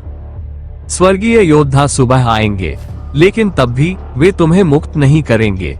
एक बार कोई व्यक्ति यहाँ आ जाता है तो वह कभी नहीं जाता। भले ही तुम गलती से यहाँ आ गए हो, वे तुम पर भरोसा नहीं करेंगे क्योंकि उनके पास ये सत्यापित करने का कोई तरीका नहीं है कि तुम्हें यहाँ किसने भेजा है। इसलिए तुम अपना बाकी जीवन यहीं बिताओगे। बुरी आवाज ने उत्तर दिया। असंभव, मैं उस अपराध के लिए जीवन भर यहाँ नहीं रह सकता जो मैंने किया ही नहीं, दक्ष ने जवाब दिया। युवक, तुम कुछ नहीं कर सकते। सबसे अच्छा यही है कि तुम इस जीवन के साथ तालमेल बिठा लो, क्योंकि यही तुम्हारा भविष्य होने वाला है। मैं तुम्हें बस यही बता रहा हूँ, लेकिन तुम सुबह स्वर्गीय योद्धाओं से बात करने की कोशिश कर सकते हो। तुम समझ जाओगे। ठीक है, मैं करूँगा, लेकिन क्या मैं पूछ सकता हूँ कि आप कौन हैं? दक्ष ने पूछा। चलो बस इतना ही कहूँ कि मैं भी एक साथी कैदी हूँ। तुम भाग्यशाली हो कि मैंने अपने सेल में मौन कक्ष बंद कर दिया था और तुम्हारी आवाज सुन पाया। अन्यथा तुम बिना किसी प्रतिक्रिया के पूरी रात चिल्लाते रहते। शांति कक्ष वो क्या है? यह वो चीज है जो आपके कमरे की रोशनी बंद कर देती है और बाहर से आने वाले सभी शोर को रोक देती है। ज्यादातर कैदी इसे चालू करके सोते हैं, इसलिए उन्होंने आपकी आवाज नहीं सुनी। मैं यहाँ अकेला व्यक्ति हूँ जो इसे चालू करके नहीं सोता, तो आप भाग्यशाली हैं। तो वो अंधेरा और सन्नाटा जो कमरे में था, वो मेरे दीवार को छूने के बाद गायब हो गया। आप उसी के बारे में बात कर रहे थे? ठीक है, इसे वापस चालू करने के लिए आप अपने दोनों हाथों से किसी भी दीवार को छू सकते हैं। ये चालू हो जाएगा। अब सो जाओ और मुझे भी सोने दो। और अब और चिल्लाना मत। रात को आराम करो और सुबह बात करना। अगर तुम चाहो तो मैं तुम्हें तब खुद सब कुछ समझा दूंगा। धन्यवाद। के मुझे धन्यवाद देने की कोई जरूरत नहीं है। बुरे आदमी, तुम भी एक साथी कैदी हो जो अनंत काल तक यहाँ रहेंगे, तो अब तुम पीड़ित परिवार का हिस्सा हो। बुरा आदमी हंसा। पीड़ित परिवार? दक्ष ने उलझन में पूछा। हम इस जगह पर बने कैदियों के परिवार को यही कहते हैं। हम सभी अलग अलग जगहों और अलग अलग दुनिया से आए हैं, लेकिन हम सभी यहाँ एक ही तरह की पीड़ा झेल रहे हैं। हम सभी इस पीड़ित परिवार का हिस्सा है। बुरी आवाज ने जवाब दिया। अब सो जाओ, सुबह और सीखोगे। दुखों से भरा परिवार हो, दक्ष ने वापस चलते हुए कहा। वह दीवार के पास रुका और दीवार से पीठ टिकाकर बैठ गया और अपनी स्थिति का विश्लेषण करने लगा। तो मैं स्वर्ग में हूँ। यह निश्चित रूप से उससे भी बड़ी गड़बड़ी बन रही है जितना मैंने सोचा था। कोई आश्चर्य नहीं कि वे यहाँ सभी कानूनों को रोकने में सक्षम थे। आखिरकार यह एक जेल है, लेकिन इससे भी मेरे लिए चीजें मुश्किल हो जाती है। अपने नियमों का इस्तेमाल किए बिना मैं इस जगह से बच नहीं सकता। लेकिन अगर मैं जेल से निकल भी गया तो मैं कहाँ जाऊंगा? क्या मैं फिर भी स्वर्ग में रहूंगा? मुझे वापस जाने का कोई रास्ता नहीं मिल रहा है। यहाँ तक कि दुनियाओं का टेलीपोर्टेशन फॉर्मेशन भी काम नहीं करता। ये बहुत बड़ा सिरदर्द है, दक्ष ने आह भरते हुए कहा। इसके अलावा रक्त ड्रैगन सम्राट को भी सांप सम्राट के शरीर में स्वतंत्र शासन प्राप्त है। मैंने उसे झांसा दिया कि अगर वह मेरी सीमा से बाहर चला गया तो मैं उसे मार सकता हूँ, लेकिन मैं ऐसा नहीं कर सकता। अब वो सांप सम्राट के शरीर के साथ कुछ भी कर सकता है। वो जल्द ही अपना शरीर वापस पा लेगा। मुझे बस उम्मीद है कि वह मेरे कारण उसके बाद स्नैक मोनाक को नुकसान नहीं पहुंचाएगा। ठीक है, जू चांग भी वहां है। वह रक्त ड्रैगन सम्राट को बचाएगा। उसे इस बॉक्स के बारे में भी पता होगा। उसे रक्त ड्रैगन सम्राट को ये बताने में सक्षम होना चाहिए कि मैं जीवित हूँ। उम्मीद है कि जू चांद के साथ मेरी दोस्ती के कारण रक्त ड्रैगन सांप सम्राट का शरीर पाने के बाद उसे चोट पहुंचाने से हिचकिचाएगा। शायद वे दोनों भी दोस्त बन सकते हैं। जब तक सांप सम्राट मर नहीं जाता तब तक सब ठीक होना चाहिए। जहां तक जू चांद की बात है, मुझे यकीन है कि वह मुझे यहाँ ढूंढने की कोशिश भी नहीं करेगा। उसे खुश होना चाहिए कि अब उसे मेरी 10 इच्छाएं पूरी नहीं करनी पड़ेंगी। मुझे यहाँ बिल्कुल अकेला रहना चाहिए, अपने आप पर। यदि मेरे पास जू चांद तक अपना संदेश पहुंचाने का कोई रास्ता होता तो मुझे अपनी पहली इच्छा के रूप में उनसे यहाँ से मुक्त करने के लिए कहना चाहिए था। वो स्वर्गीय वंश का उत्तराधिकारी है। उसे मुझे आसानी से यहाँ से बाहर ले जाना चाहिए था। उसके जैसा कोई व्यक्ति आसानी से स्वर्गीय सम्राट से मिल सकता था और मेरी रिहाई के लिए कह सकता था। साथ ही उसे बता सकता था कि मैं यहाँ कैसे पहुंचा। मुझे यकीन है कि स्वर्गीय सम्राट ने तकनीकी बातों के बारे में नहीं सोचा होगा। वो मुझे तुरंत रिहा कर देता। मेरे लिए यहाँ से निकलना बहुत आसान था। हालांकि यह असंभव है। अगर मैं सेल में नहीं भी होता तो भी मेरे पास उससे संपर्क करने का कोई तरीका नहीं है। मैं यहाँ फंस गया हूँ। मैं केवल अपने आप पर निर्भर रह सकता हूँ और यहाँ से बाहर निकल सकता हूँ। और मेरे पास केवल एक ही चीज है जो मुझे इस जेल से बाहर निकलने में मदद कर सकती है। उसने अपने हाथ में अंगूठी की ओर देखते हुए कहा। ये सुंदर अंगूठी तियान शेन द्वारा वंश के उत्तराधिकारियों के लिए एक लालच के रूप में बनाई गई थी, लेकिन यह एक उच्च श्रेणी का खजाना भी था। तियान शेन एक ऐसा अस्तित्व था जो उसके जीवन के लिए खतरा था, लेकिन वह ऐसा व्यक्ति भी था जिसने दक्ष को इतनी तेजी से चढ़ने में मदद की थी। इसके अलावा वह ऐसा व्यक्ति था जो पहले ही दुनिया के शिखर पर पहुंच चुका था। वो शायद स्वर्ग के सम्राट जितना ही शक्तिशाली था, अगर उससे ज्यादा नहीं। यही कारण था कि उसने जो अंगूठी बनाई थी वो सभी तर्कों को चुनौती देने में सक्षम थी। हालांकि दक्ष अपने नियमों, अपनी आंतरिक दुनिया या अपनी अन्य भंडारण रिंगों का उपयोग करने में सक्षम नहीं था, फिर भी वो प्राचीन अंगूठी का उपयोग करने में सक्षम था। उसने पहले ही इसका परीक्षण करने की कोशिश की थी। वो संत राजा से प्राप्त अंगूठी तक नहीं पहुंच सका। ये भी इस जेल की किसी रहस्यमयी शक्ति द्वारा अवरुद्ध थी, लेकिन प्राचीन अंगूठी अलग थी। वो प्राचीन अंगूठी अब भी उसके पास थी। इसके अलावा वो एकमात्र ऐसी चीज थी जिसे वह पा सकता था। वो प्राचीन अंगूठी इस जेल में उसका सबसे बड़ा धोखा थी, और सौभाग्य से उसने अपनी सारी कीमती खजाने अपनी प्राचीन अंगूठी में रखे थे। इसके अलावा पशु क्षेत्र भी प्राचीन वलय में था, जहां तक वो पहुंचने में सक्षम था। समय की तलवार भी उस प्राचीन अंगूठी के अंदर थी। उसे लगता था कि यही इस जगह से निकलने की उसकी आखिरी उम्मीद है। यदि कोई एक खजाना था जो स्वर्ग की सभी सुरक्षाओं को भेद सकता था, तो वह था God grade sword of time, जो अस्तित्व में मौजूद केवल 5 गॉड ग्रेड हथियारों में से एक था। जहां तक अन्य देव श्रेणी के हथियारों की बात है, उनमें से 2 स्वर्ग में थे। एक स्वर्गीय सम्राट के पास था, जबकि दूसरा स्वर्गीय सेनापति के पास था।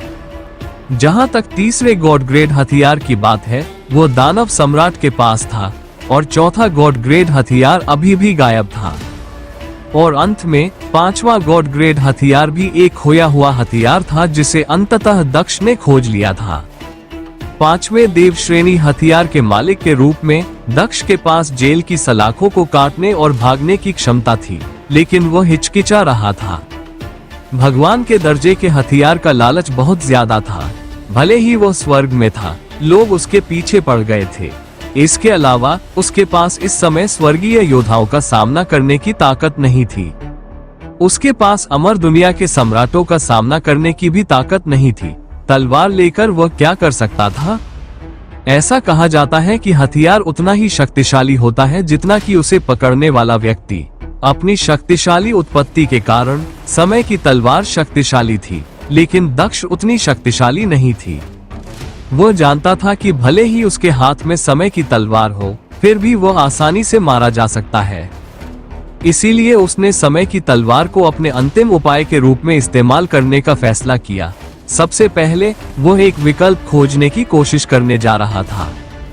उसे सुबह तक इंतजार करना था और बाहर निकलने का रास्ता सोचने से पहले इस जगह के बारे में और अधिक जानना था। मुझे सचमुच ब्लड ड्रैगन सम्राट की बात नहीं माननी चाहिए थी। अगर मैंने उस बक्से को नहीं छुआ होता, तो मैं इस मुसीबत में नहीं फंसता।